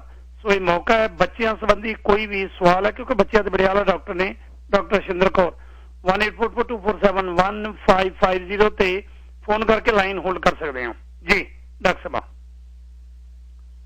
ਦੋਨੇ ਸਵਾਲ ਜੀ। ਬਿਲਕੁਲ, ਜਿਵੇਂ ਮੈਂ ਦੱਸਿਆ ਕਿ ਬੱਚਾ ਸੁਣ ਸਕਦਾ ਹੈ, ਤਾਂ ਇਹਦਾ ਮਤਲਬ ਹੈ ਕਿ ਜਦੋਂ ਬੱਚੇ ਦੇ ਕਤਲ ਦੀਆਂ ਤਿਆਰੀਆਂ ਕੀਤੀਆਂ ਜਾਂਦੀਆਂ ਜਾਂ ਬੇਲੋੜੀ ਹੈ, ਸਾਨੂੰ ਚਾਹੀਦੀ ਨਹੀਂ ਹੈ, ਪੱਥਰ ਹੈ, ਉਸ ਸਮੇਂ ਬੱਚਾ ਸੁਣਨ ਯੋਗ ਹੈ, ਰਿਸਪੌਂਡ ਕਰਦਾ ਹੈ। ਤੇ ਜਿਹੜੀ ਰਿਕਾਰਡਿੰਗ ਹੋ ਚੁੱਕੀ ਹੈ, ਉਹਦੇ 'ਚ ਇਹੋ ਜਿਹੀਆਂ ਗੱਲਾਂ ਤੋਂ ਬਾਅਦ ਬੇਟੀ ਸਹਿਮੀ ਹੋਈ, ਬਿਲਕੁਲ ਕੋਨੇ ਤੇ ਚਿੱਕੀ ਹੋਈ, ਬਿਨਾਂ ਕਿਸੇ ਹਰਕਤ ਦੇ ਦਿਲ ਦੀ ਧੜਕਨ ਲਗਭਗ ਰੁਕ ਜਾਣੀ, ਯਾਨੀ ਉਹ ਇੱਕ ਤਰਲਾ ਲੈਂਦੀ ਹੁੰਦੀ ਹੈ, ਉਹ ਕਿਉਂ ਮਾਰਦੀ ਹੈ। ਤੇ ਫਿਰ ਉਹਦੇ ਦੇਖੋ ਨਾ, ਸੈੱਲ ਨਿਕਲ ਕੇ ਮਾਂ ਦੇ ਵਿੱਚ ਰਹਿ ਜਾਂਦੇ ਨੇ। ਤੁਹਾਨੂੰ ਲੱਗਿਆ ਕਿ ਤੁਸੀਂ ਕੱਢ ਕੇ ਸੁੱਟ ਦਿੱਤਾ। 25 ਸਾਲ ਵੀਰਾ ਥੋੜੀ ਨਹੀਂ ਹੁੰਦੀ, 25 ਸਾਲ ਤੱਕ ਉਹ ਬੈਠੀ ਮਾਂ ਦੇ ਸਗੋਂ ਅੰਦਰ ਬਿਮਾਰੀਆਂ ਦੀ ਰਿਪੇਅਰ ਕਰੀ ਜਾਂਦੀ ਹੈ, ਉਹਦੇ ਦਿਲ ਦੇ ਵਿੱਚ ਬੈਠੀ, ਉਹਦੇ ਦਿਮਾਗ ਵਿੱਚ ਬੈਠੀ, ਉਹਦੇ ਹੱਡੀਆਂ 'ਚ, ਉਹਦੇ ਵੱਖੋ ਵੱਖਰੇ ਅੰਗਾਂ 'ਚ ਉਹ ਸੈੱਲ, ਉਹਦੀ ਹੋਂਦ ਬਚੀ ਹੁੰਦੀ ਹੈ। ਤੇ ਪਤਾ ਨਹੀਂ ਕਿਉਂ ਇੰਨਾ ਕਹਿਰ ਅਸੀਂ ਕਮਾ ਦਿੰਦੇ ਹਾਂ ਕਿ ਉਹਨੂੰ ਵੱਢ ਟੁੱਕ ਕੇ ਸੁੱਟ ਦਿੱਤਾ, ਜਿਹਦੇ ਅੰਸ਼ ਕੁਦਰਤ ਨੇ ਤੁਹਾਡੇ ਹੀ ਅੰਦਰ ਰਿਪੇਅਰ ਲਈ ਛੱਡ ਦਿੱਤੇ ਨੇ ਵੀ ਤੁਸੀਂ ਤਾਂ ਮਾਰਿਆ, ਪਰ ਉਹ ਅਜੇ ਵੀ ਬੈਠੀ ਜੇ। ਉਹ ਕਿਸ ਤਰੀਕੇ ਉਹਦਾ ਇੱਕ ਇੱਕ ਸੈੱਲ ਕੁਰਲਾਉਂਦਾ, ਸਭ ਕੁਝ ਹੋਣ ਦੇ ਬਾਵਜੂਦ ਵੀ ਮਾਂ ਨੂੰ ਬਚਾਉਂਦਾ ਰਹਿੰਦਾ। ਜੇ ਕਿਸੇ ਮਾਂ ਨੂੰ ਇਸ ਗੱਲ ਦੀ ਸਮਝ ਹੋਵੇ, ਮੈਨੂੰ ਨਹੀਂ ਲੱਗਦਾ ਇਸ ਤੋਂ ਬਾਅਦ ਕਦੇ ਵੀ ਉਹ ਚਾਹੇਗੀ ਮੇਰੀ ਧੀ ਕੁੱਖ ਦੇ ਵਿੱਚ ਮਾਰ ਦਿੱਤੀ ਜਾਵੇ। ਉਹਦੀ ਆਪਣਾ ਹੀ ਉਹਦਾ ਪਰਛਾਵਾਂ ਹੈ, ਉਹਨੂੰ ਜ਼ਰੂਰ ਜੰਮ ਲੈਣ ਦੇਣਾ ਚਾਹੀਦਾ। ਜਿਹੜੇ ਦੁੱਖ ਸੁੱਖ ਫਰੋਲ ਸਕੇਗੀ ਉਹ ਮਾਂ ਤੇ ਧੀ ਦੀਆਂ ਗੱਲਾਂ ਹੀ ਹੁੰਦੀਆਂ ਨੇ, ਉਹ ਕੋਈ ਹੋਰ ਨਹੀਂ ਜੇ ਕਰ ਸਕਦਾ।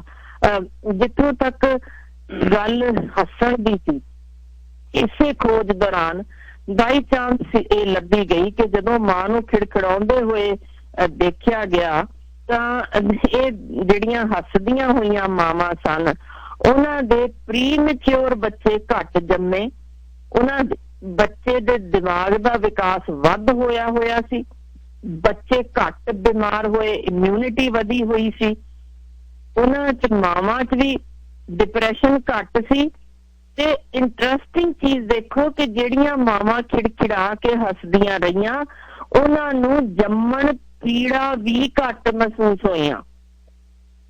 ਯਾਨੀ ਇੰਨਾ ਸਾਰਾ ਕੁਛ ਕਿ ਇੱਕ ਬੱਚੇ ਦੀ ਡਿਵੈਲਪਮੈਂਟ ਤੋਂ ਲੈ ਕੇ ਇਮਿਊਨਿਟੀ ਵਧੀ ਹੋਣੀ, ਪ੍ਰੀਮੈਚੁਰ ਬਰਥ ਨਾ ਹੋਣਾ, ਯਾਨੀ ਫੁੱਲ ਟਰਮ ਡਿਲੀਵਰੀ ਹੋਣੀ, ਤੇ ਅੱਗੋਂ ਇੰਨੇ ਬੈਨੀਫਿਟਸ, ਜਿਸ ਵਿੱਚ ਇੰਟਰਸਟਿੰਗ ਚੀਜ਼ ਹੈ ਕਿ ਮਾਂ ਦਾ ਬਲੱਡ ਪ੍ਰੈਸ਼ਰ ਤੱਕ ਘਟਣਾ, ਉਹ ਵੀ ਨਾਰਮਲ ਆ ਜਾਣਾ, ਤੇ ਜਿਸ ਤਰੀਕੇ ਦਾ ਇਹ ਤਣਾਅ ਦਾ ਘਟਨਾ ਜੋ ਆਪਾਂ ਸਾਰਾ ਕੁਝ ਦੱਸ ਚੁੱਕੇ ਹਾਂ, ਉਹ ਸਮੁੱਚੇ ਵਿਕਾਸ ਲਈ ਉਹਦਾ ਬਹੁਤ ਵਧੀਆ। ਤੇ ਇਹੋ ਜਿਹੇ ਬੱਚੇ ਜੋ ਬਾਅਦ ਵਿੱਚ ਫੋਲੋ ਅਪ ਵੀ ਕੀਤੇ ਗਏ 5-6 ਸਾਲ ਤੱਕ ਵੀ, ਇਹ ਬੱਚੇ ਬਹੁਤ ਜ਼ਿਆਦਾ ਲਗਾਵ ਰੱਖਣ ਵਾਲੇ ਸੀ ਮਾਪਿਆਂ ਨਾਲ, ਘੱਟ ਬਿਮਾਰ ਹੋਏ, ਚਿੜਚਿੜੇ ਵੀ ਘੱਟ ਸੀ, ਲਾਇਕ ਵੀ ਵੱਧ ਸੀ, ਤੇ ਫਿਰ ਵਧੀ ਇਮਿਊਨਿਟੀ ਨੇ ਸਾਰੀ ਉਮਰ ਹੀ ਅਸਰ ਵਿਖਾਉਣਾ ਸੀ। ਸੋ ਇਹੋ ਜਿਹੀਆਂ ਚੀਜ਼ਾਂ ਖੋਜ ਵਿੱਚ ਸਾਨੂੰ ਦੱਸਦੀਆਂ ਨੇ ਕਿ ਕੁਦਰਤ ਨੇ ਤਾਂ ਇੰਨੀ ਕਮਾਲ ਦੀ ਕਾਰੀਗਰੀ ਕੀਤੀ ਹੈ, ਬਈ ਕਰਾ ਕੇ ਦਿਖਾਓ ਕਿਸੇ ਕੰਪਿਊਟਰ ਵਿੱਚ, ਫਿਰ ਕਹਿਓ ਕਿ ਹਾਂਜੀ ਅਸੀਂ ਰੱਬ ਦੇ ਨੇੜੇ ਤੇੜੇ ਪਹੁੰਚ ਚੁੱਕੇ ਹਾਂ। ਜੇ ਅਸੀਂ ਇੰਨਾ ਵੀ ਨਹੀਂ ਕਰ ਸਕੇ ਕਿ ਪ੍ਰੀ ਟਰਮ ਬੱਚਾ ਹੈ ਤਾਂ ਮਾਂ ਦਾ ਦੁੱਧ ਪ੍ਰੀ ਮੈਚੁਰ ਦੁੱਧ ਹੀ ਨਿਕਲਦਾ ਹੈ ਕਿ ਭਾਈ ਇਹਨੂੰ ਇੰਨੀ ਚੀਜ਼ ਵੱਧ ਦੀ ਲੋੜ ਹੈ, ਮੈਂ 2 ਸਾਲ ਦੇ ਵਿੱਚ ਨਾਰਮਲ ਬੱਚੇ ਵਾਂਗ ਲਿਆਣਾ, ਤਾਂ ਉਹ ਸਾਰਾ ਕੁਦਰਤ ਨੇ ਹੀ ਚੇਂਜ ਕਰ ਦੇਣਾ। ਇਸੇ ਤਰ੍ਹਾਂ ਪਿਆਸਾ ਬੱਚਾ, ਉਹਦੀ ਰੋਣ ਦੇ ਨਾਲ ਮਾਂ ਦੀ ਛਾਤੀ ਵਿੱਚ ਦੁੱਧ ਦੇ ਵਿੱਚ ਪਾਣੀ ਜ਼ਿਆਦਾ ਆਣਾ, ਵੀ ਪਹਿਲਾਂ ਪਿਆਸ ਦੂਰ ਕਰਨੀ ਹੈ। ਮੈਨੂੰ ਦੱਸੋ ਇਹੋ ਜਿਹੀ ਕਾਰੀਗਰੀ ਕਿੱਥੋਂ ਅਸੀਂ ਕਰ ਸਕਦੇ ਹਾਂ, ਕਦੋਂ ਅਸੀਂ ਸਮਝਦੇ ਹਾਂ ਰੱਬ ਦੇ ਨੇੜੇ ਤੇੜੇ ਹੋ ਚੱਲੋ। ਜੀ ਵਾਹ ਜੀ ਵਾਹ, ਬਹੁਤ ਖੂਬ ਭੈਣ ਜੀ, ਬੜੇ ਵਧੀਆ ਤਰੀਕੇ ਨਾਲ ਤੁਸੀਂ ਇੱਕ ਇੱਕ ਗੱਲ ਵਿਸਤਾਰ ਦੇ ਵਿੱਚ ਵਰਣਨ ਕੀਤਾ। ਨਾਲ ਦੇ ਨਾਲ ਮੈਂ ਦੱਸਦੇ ਹਾਂ ਕਿ ਬਲਜਿੰਦਰ ਕੌਰ ਬੀਬਾ ਜੀ ਮੇਰੇ ਖਿਆਲ ਜਾਂ ਮੈਸੇਂਜਰ ਤੇ ਮੈਨੂੰ ਮੈਸੇਜ ਕੀਤਾ ਟੋਰਾਂਟੋ ਤੋਂ। ਮੈਂ ਬੇਨਤੀ ਹੈ ਕਿ ਤੁਸੀਂ ਕਾਲ ਕਰ ਸਕਦੇ ਹੋ, ਕਿਉਂਕਿ ਟੋਲ ਫ੍ਰੀ ਨੰਬਰ ਹੈ ਭੈਣ ਜੀ 184424715550, ਟੋਲ ਫ੍ਰੀ ਨੰਬਰ ਹੈ, ਲੌਂਗ ਡਿਸਟੈਂਸ ਨਹੀਂ ਹੈ। ਭਾਵੇਂ ਅਮਰੀਕਾ ਤੋਂ ਕਰਦੇ ਹੋ ਜਾਂ ਕਿਤੇ ਹੋਰ ਮੁਲਕ ਤੋਂ ਕਰਦੇ ਹੋ, ਜਾਂ ਤੁਹਾਨੂੰ ਇਹ ਲੱਗਦਾ ਤੁਹਾਡੇ ਕੋਲ ਲੌਂਗ ਡਿਸਟੈਂਸ ਨਹੀਂ, ਇਹ ਟੋਲ ਫ੍ਰੀ ਨੰਬਰ ਹੈ 184424715550। ਉਹਨਾਂ ਦਾ ਸਵਾਲ ਸੀ ਕਿ ਪ੍ਰੈਗਨੈਂਸੀ ਤੋਂ ਬਾਅਦ ਕਿੰਨੇ ਚਿਰ ਬਾਅਦ ਬੱਚੇ ਦਾ ਦਿਮਾਗ ਵਿਕਸਿਤ ਹੁੰਦਾ ਹੈ। ਹਾਂਜੀ ਜੀ, ਮੈਂ ਬੇਨਤੀ ਨਾਲ ਦੇ ਨਾਲ ਇਹ ਵੀ ਕਰਦੇ ਹਾਂ ਕਿ ਭਾਵੇਂ ਟਾਕ ਸ਼ੋ ਕਰਦੇ ਹਾਂ, ਮੇਰੇ ਕੋਲ ਸੋਸ਼ਲ ਮੀਡੀਆ ਫੇਸਬੁੱਕ WhatsApp ਮੇਰਾ ਆਨ ਹੁੰਦਾ, ਮੈਂ ਚੈੱਕ ਕਰਦਾ ਰਹਿਣਾ, ਪਰ ਕਈ ਵਾਰੀ ਦਿਮਾਗ 'ਚ ਨਹੀਂ ਗੱਲ ਜਾਂਦੀ, ਇੱਧਰ ਧਿਆਨ ਹੁੰਦਾ ਹਮੇਸ਼ਾ ਲਾਈਨ ਦੇ ਉੱਤੇ ਕੌਣ ਹੈ। ਸੋ ਬਜਾਏ ਇਸ ਦੇ ਕਿ ਤੁਸੀਂ ਮੇਰੇ ਸੋਸ਼ਲ ਮੀਡੀਆ ਦਾ ਕੁਝ ਸੁਨੇਹਾ ਘੱਲੋ, ਸਿੱਧੀ ਕਾਲ ਕਰੋ, ਮੇਰੀ ਇਹ ਬੇਨਤੀ ਹੈ ਜੀ ਭੈਣ ਜੀ। ਜੀ ਮੈਂ ਵੀ ਬੇਨਤੀ ਕਰਦੇ ਹਾਂ ਵੀ ਮੈਨੂੰ ਨਾ ਕਾਲਾਂ ਕਰੀ ਜਾਣ, ਕੈਨੇਡਾ ਤੋਂ ਮੈਨੂੰ ਨੰਬਰ ਤੋਂ ਇੱਥੇ ਫੋਨ ਕਰ ਲੈਣੋ ਬਿਹਤਰ ਹੈ। ਆਪਾਂ ਲਾਈਵ ਸ਼ੋਅ ਤੋਂ ਉਹਨਾਂ ਦਾ ਨਹੀਂ ਫੋਨ ਉਹਨਾਂ ਦਾ ਚੱਕ ਸਕਦੀ ਜੀ। ਹਾਂਜੀ ਹਾਂਜੀ, ਬੱਚੇ ਦਾ ਦਿਮਾਗ 2 ਵਰ੍ਹਿਆਂ ਦੀ ਉਮਰ ਤੱਕ ਵੱਧਦਾ ਰਹਿੰਦਾ। ਇਹੀ ਕਾਰਨ ਹੈ ਕਿ ਕੋਈ ਲੰਮੀ ਬਿਮਾਰੀ, ਆਕਸੀਜਨ ਦੀ ਕਮੀ, ਇਨਫੈਕਸ਼ਨ, ਕੋਈ ਵੀ ਚੀਜ਼ ਅਜਿਹੀ ਹੈ ਜਾਂ ਐਕਸੀਡੈਂਟ ਹੋ ਜਾਣਾ, ਕੋਈ ਸੱਟ ਵੱਜ ਜਾਣੀ, ਉਹ ਸਾਰੇ ਹੀ ਦਿਮਾਗ ਦੇ ਵਿਕਾਸ ਵਿੱਚ ਰੋਕ ਪੈਦਾ ਕਰਦੇ ਨੇ। ਸੋ ਉਹ 2 ਵਰ੍ਹਿਆਂ ਦੀ ਉਮਰ ਦੇ ਵਿੱਚ ਜੇ ਇਹੋ ਜਿਹੀ ਚੀਜ਼ ਹੋਏ ਤਾਂ ਮੰਦਬੁੱਧ ਵੀ ਬੱਚਾ ਹੋ ਸਕਦਾ। ਉਹਦੇ ਵੱਖੋ ਵੱਖਰੇ ਯਾਨੀ ਲੱਤਾਂ ਜਾਂ ਬਾਹਾਂ ਅਕੜਾਅ ਵਿੱਚ ਵੀ ਆ ਸਕਦੀਆਂ ਨੇ, ਉਹਨੂੰ ਦੌਰੇ ਵੀ ਪੈ ਸਕਦੇ ਨੇ, ਕਿਉਂਕਿ ਉਹ ਦਿਮਾਗ ਦਾ ਵਿਕਾਸ 2 ਵਰੇ ਕਈ ਵਾਰ 3 ਵਰੇ ਤੱਕ ਵੀ ਹਲਕਾ ਹਲਕਾ ਹੁੰਦਾ ਰਹਿੰਦਾ। ਸੋ ਉਹ ਫਾਈਨਲ ਬ੍ਰੇਨ ਬਣਨ ਲਈ ਇੰਨਾ ਕੁ ਸਮਾਂ ਲੱਗਦਾ। ਉਸ ਤੋਂ ਬਾਅਦ ਬਸ ਰੱਤਾ ਮਾਸਾ ਜੋੜ ਹੀ ਵਧਣੇ, ਜਿੰਨਾ ਬਣ ਗਿਆ ਉਦੋਂ ਹੀ ਬਣਨਾ ਜੇ, ਬਾਕੀ ਅੱਗੋਂ ਤੁਸੀਂ ਜਿੰਨਾ ਉਹਨੂੰ ਖਰਚਣਾ ਓਨਾ ਹੀ ਉਹਨੇ ਵਧੀ ਜਾਣਾ।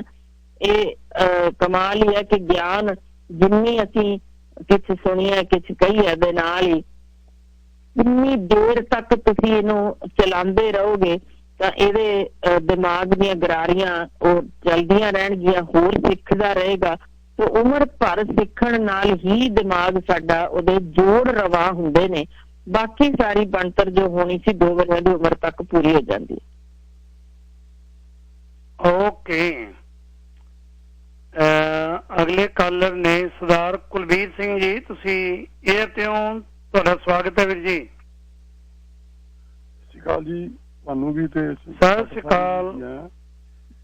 ਇਹਨਾਂ ਨੂੰ ਜੋ ਇਹਨਾਂ ਨੇ ਅੱਜ ਗੱਲਾਂ ਕੀਤੀਆਂ, ਜੋ ਕੁਦਰਤ ਦੇ ਨਾਲ ਆਪਾਂ ਖਿਲਵਾੜ ਕਰਦੇ ਆ, ਉਹਦੇ ਨਾਲ ਸਾਡੇ ਰਿਜ਼ਲਟ ਅੱਜ ਸਾਡੇ ਸਾਹਮਣੇ ਪਏ ਨਾ, ਤੇ ਸਾਨੂੰ ਥੋੜਾ ਜਿਹਾ ਪਰਮਾਤਮਾ ਤੋਂ ਡਰ ਕੇ ਚੱਲਣਾ ਚਾਹੀਦਾ। ਜੋ ਇਹਨਾਂ ਨੇ ਗੱਲਾਂ ਦੱਸੀਆਂ ਇਹ ਕਿਸੇ ਧਿਆਨ ਨਹੀਂ, ਜਿੱਦਾਂ ਅੱਗੇ ਬਜ਼ੁਰਗ ਕਹਿੰਦੇ ਸੀਗੇ ਵੀ ਜੇ ਆਪਾਂ ਪਾਠ ਕਰਕੇ ਰੋਟੀ ਪਕਾਉਂਦੇ ਤਾਂ ਵੀ ਉਹਦੇ ਵਿੱਚ ਬਰਕਤ ਪੈਂਦੀ ਆ, ਤੇ ਜੇ ਆਪਾਂ ਪਾਠ ਕਰਕੇ ਵਰਤਾਉਂਦੇ ਆ ਤਾਂ ਵੀ ਵਾਹਿਗੁਰੂ ਕਹਿ ਕੇ ਖਾਂਦੇ ਆ ਤਾਂ ਵੀ ਸਾਡੇ ਅੰਦਰ ਜਾ ਕੇ ਉਹ ਕੁਛ ਨਾ ਕੁਛ ਚੰਗਾ ਹੀ ਕੰਮ ਕਰੂਗੀ ਨਾ। ਜੇ ਆਪਣੀ ਨੈਗੇਟਿਵ ਹੀ ਵਧੀਆ ਹੋਊਗੀ ਤਾਂ ਆਪਾਂ ਚੰਗੇ ਵੱਲ ਸੋਚਾਂਗੇ ਨਾ।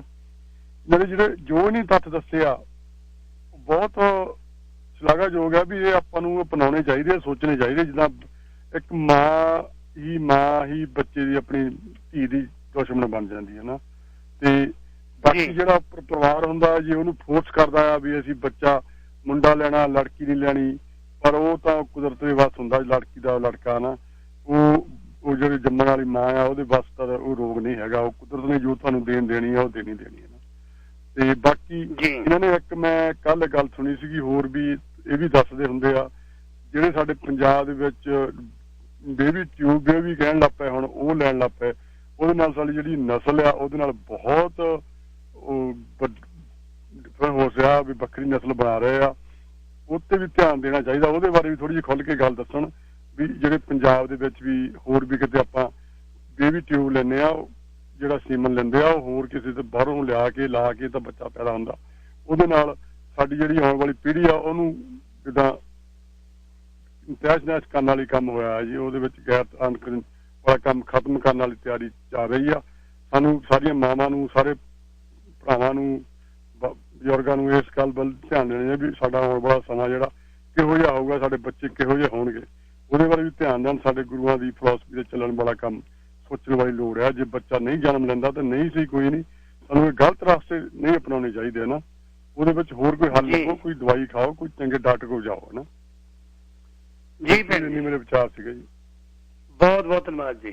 ਜੀ ਮੈਨੂੰ ਵੀਰਾ 2-4 ਮਿੰਟ ਦੇਣਾ, ਮੈਂ ਇਹਦੀ ਬਹੁਤ ਡਿਟੇਲਡ ਗੱਲ ਕਰਨਾ ਚਾਹੁੰਦੀ ਹਾਂ। ਜ਼ਰੂਰ ਜੀ। ਪਹਿਲੀ ਚੀਜ਼, ਸਾਨੂੰ ਟੈਸਟ ਟਿਊਬ ਬੇਬੀਜ਼ ਦੀ ਲੋੜ ਕਿਉਂ ਪੈ ਰਹੀ ਹੈ?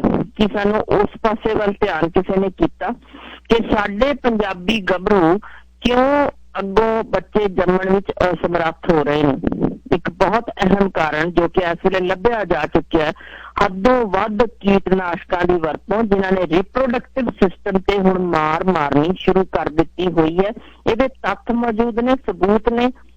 ਜਿਹੜੇ ਯੂਜ਼ ਕਰ ਰਹੇ ਸੀ ਉਹਨਾਂ ਦੇ ਸਪਰਮ ਕਾਊਂਟਸ ਹੋ ਚੁੱਕੇ ਨੇ, ਇਹ ਸਭ ਕੁਝ ਤੱਥ ਸਾਬਤ ਨੇ। ਦੂਸਰੀ ਚੀਜ਼, ਹੱਦੋਂ ਵੱਧ ਵਰਤਿਆ ਜਾਂਦਾ ਨਸ਼ਾ ਜੋ ਨਪੁੰਸਕ ਬਣਾ ਰਿਹਾ ਹੈ ਸਾਡੀ ਪੁਸ਼ਤ ਨੂੰ। ਮੈਂ ਪੁੱਛਣਾ ਚਾਹੁੰਦੀ ਹਾਂ ਕਿ ਅੱਜ ਜਿਹੜੇ ਇਹ ਆਵਾਜ਼ ਚੁੱਕਣ ਵਾਲੇ ਖੜੇ ਹੋਏ, ਜਿਨ੍ਹਾਂ ਨੇ ਕਿਹਾ, ਮੈਂ ਨਾਮ ਨਹੀਂ ਲੈ ਰਹੀ, ਪਰ ਸਾਡੀ ਉੱਚ ਸਮਾਨ ਜਿਹੜੀ ਮੰਨੀ ਜਾਂਦੀ ਸੰਸਥਾ ਵੱਲੋਂ ਕਿਹਾ ਗਿਆ ਕਿ ਸਾਡੀ ਨਸਲ ਖਰਾਬ ਕੀਤੀ ਜਾ ਰਹੀ ਹੈ, ਮੈਂ ਉਹਨਾਂ ਨੂੰ ਹੀ ਪੁੱਛਣਾ ਚਾਹੁੰਦੀ ਹਾਂ, ਦੋਨੋਂ ਹੱਥ ਜੋੜ ਨਿਮਰਤਾ ਸਹਿਤ, ਇਹ ਖਰਾਬ ਕਿਸਨੇ ਕੀਤੀ? ਕਿਸਨੇ ਸੀ ਇੱਥੇ ਨਸ਼ੇ ਦਾ ਦਰਿਆ ਵਗਾਇਆ? ਕਿਸਨੇ ਪੈਸਟੀਸਾਈਡ ਦੀ ਭਰਮਾਰ ਇੱਥੇ ਲਿਆ ਕੇ ਇਸ ਤਰੀਕੇ ਦੀ ਮਾਰ ਮਾਰੀ? ਤੇ ਜੇ ਇਹ ਸਭ ਪਤਾ ਜੇ ਤਾਂ ਫਿਰ ਉਹ ਗੱਭਰੂ ਜਿਹੜੇ ਆਪਣੇ ਦੇ ਸਕਦੇ ਸਨ ਸਪਰਮ, ਸਾਡੇ ਪੰਜਾਬੀ ਗੱਭਰੂ, ਉਹ ਕਿਉਂ ਮੂੰਹ ਮੋੜ ਕੇ ਤੁਰ ਗਏ ਕਿ ਅਸੀਂ ਤਾਂ ਦਿੰਦੇ ਨਹੀਂ? ਯਾਨੀ ਜ਼ਿੰਮੇਵਾਰ ਅਸੀਂ ਆ ਤੇ ਤੁਮ ਤਾਂ ਕਿਹਦੇ ਤੇ ਲਾ ਸਕਦੇ ਆ ਕਿ ਕੋਈ ਹੋਰ ਸਾਡੀ ਨਸਲ ਵਿਗਾੜੇਗਾ ਕਿ ਅਸੀਂ ਜ਼ਿੰਮੇਵਾਰ ਆ ਹਰ ਚੀਜ਼ ਲਈ। ਤੇ ਸਾਡੇ ਜੋ ਨਵੇਂ ਨਰੋਏ ਗੱਭਰੂ ਨੇ ਉਹ ਸਪਰਮ ਕਾਊਂਟ ਆਪਣਾ ਨਾਰਮਲ ਹੋਣ ਤੇ ਸਪਰਮ ਡੋਨੇਸ਼ਨ ਵਿੱਚ ਵੀ ਸ਼ਰਮ ਮਹਿਸੂਸ ਕਰਨ। ਤੇ ਸਾਡਾ ਇੱਕ ਯੂਪੀ ਦਾ ਵਿਚਾਰਾ ਵੀਰ ਜਿਹੜਾ ਭਈਆ ਜਾਂ ਜਿਹਨੂੰ ਅਸੀਂ ਕਹਿ ਕੇ ਏਦਾਂ ਨਿੰਦਦੇ ਆ, ਜੋ ਰੇਹੜੀ ਲਾਉਂਦਾ ਜਾਂ ਰਿਕਸ਼ਾ ਚਲਾਉਂਦਾ, ਕਹਿੰਦਾ ਮੇਰੀ ਕਮਾਈ ਹੋ ਜਾਏਗੀ, ਵੱਟਕ ਹੋ ਜਾਏਗੀ। ਇਹ ਪੰਜਾਬੀਆਂ ਦੇ ਤਾਂ ਹੁਣ ਵੱਸਦਾ ਰਿਹਾ ਨਹੀਂ ਅੱਗੇ ਜੰਮਣ ਤੋਂ, ਮੈਂ ਆਪਣੇ ਸਪਰਮ ਦੇ ਦਿੰਦਾ, ਕਮਾਈ ਕਰ ਲੈਣਾ। ਉਹ ਕਰ ਸਕਦਾ, ਸੋਚ ਸਕਦਾ।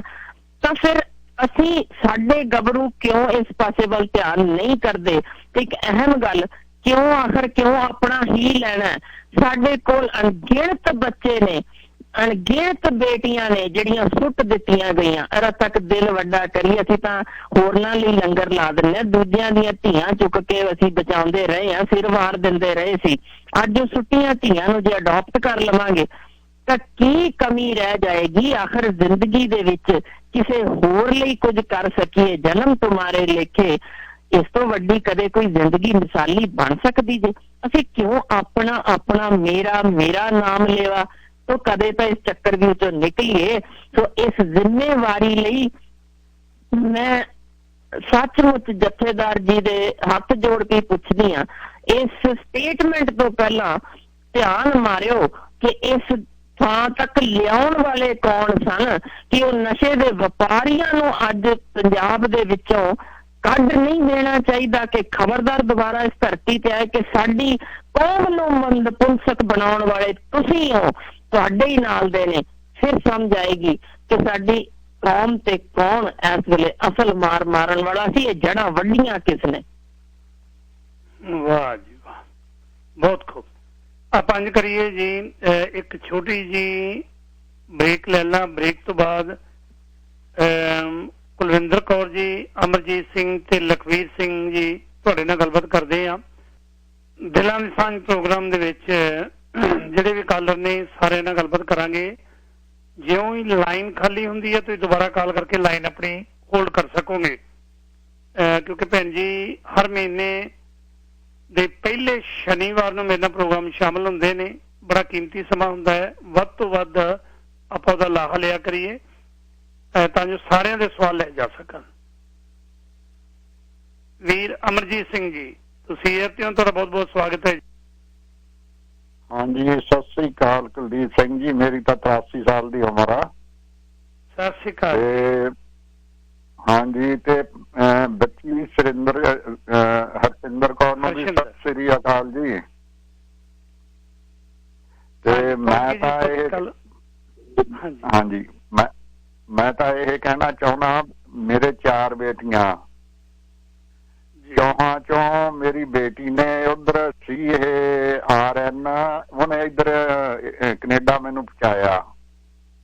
ਤੇ ਉਦੋਂ ਬਾਅਦ ਇਹ ਆ ਬਈ ਜਿਹੜੇ ਹੈਗੀ ਆ ਨਾ ਕਾਰਟੂਨ ਬੋਲੀ, ਮੇਰੀ ਜਿਹੜੀ ਨੂੰਹ ਰਾਣੀ ਆ 26 ਸਾਲ ਦੀ, ਉਧਰੋਂ RN ਹੋ ਕੇ ਆਏ ਸੀ, ਇੱਧਰ ਵੀ ਕਰ ਲਈ ਉਹਨੇ ਆ, ਤੇ ਹੁਣ ਕਰਦੀ ਆ ਕੰਮ। ਤੇ ਬਈ ਇਹ ਬੋਲੀ ਆ ਜਿਹੜੀ ਕਾਰਟੂਨਾਂ ਤੋਂ ਹੀ ਅੰਗਰੇਜ਼ੀ ਸਿੱਖ ਜਾਂਦੇ ਆ ਬੱਚੇ। ਪੰਜਾਬੀ ਮੇਰੀ ਨੂੰਹ ਰਾਣੀ, ਮੈਂ, ਅਸੀਂ ਸਾਰੇ ਪੰਜਾਬੀ ਚੰਗੀ ਤਰ੍ਹਾਂ ਬੋਲਦੇ ਆ। ਕਾਰਟੂਨਾਂ ਨੇ ਬਿਮਾਰੀ ਲਾਈ ਹੋਈ ਆ ਵੀ ਅੰਗਰੇਜ਼ੀ ਜਿਹੜੀ ਹੈਗੀ ਆ ਨਾ ਉਹ ਕਾਰਟੂਨਾਂ ਤੋਂ ਸਿੱਖ ਜਾਂਦੇ ਆ, ਮਾਂ ਬੋਲੀ ਦੇ ਨੇੜੇ ਨਹੀਂ ਲੱਗਦੇ। ਬਹੁਤ ਘੱਟ ਬੋਲਦੀ ਆ ਅੰਗਰੇਜ਼ੀ, ਹੋਈ ਬੋਲਦੀ ਆ। ਮੇਰੀ ਪੋਤੀ 4 ਸਾਲ ਦੀ ਆ ਹੁਣ ਜੀ। ਓਕੇ, ਹਾਂਜੀ, ਬਹੁਤ ਬਹੁਤ ਧੰਨਵਾਦ ਜੀ। ਚੜ੍ਹਦੀ ਕਲਾ ਚ ਰਹੋ। ਤੁਸੀਂ ਕਾਲ ਕੀਤੀ ਹੈ, ਕਾਲ ਕਰਦੇ ਰਿਹਾ ਕਰੋ। ਗੱਲ ਕਰਦੇ ਆ ਜੀ। ਜੀ ਭੈਣ ਜੀ, ਇੱਕ ਤਾਂ ਹੋ ਗਈ ਢਿੱਡ ਦੇ ਵਿੱਚ ਪਲਦੇ ਬੱਚੇ ਨੇ ਬੋਲੀ ਨੂੰ ਸਮਝਣਾ।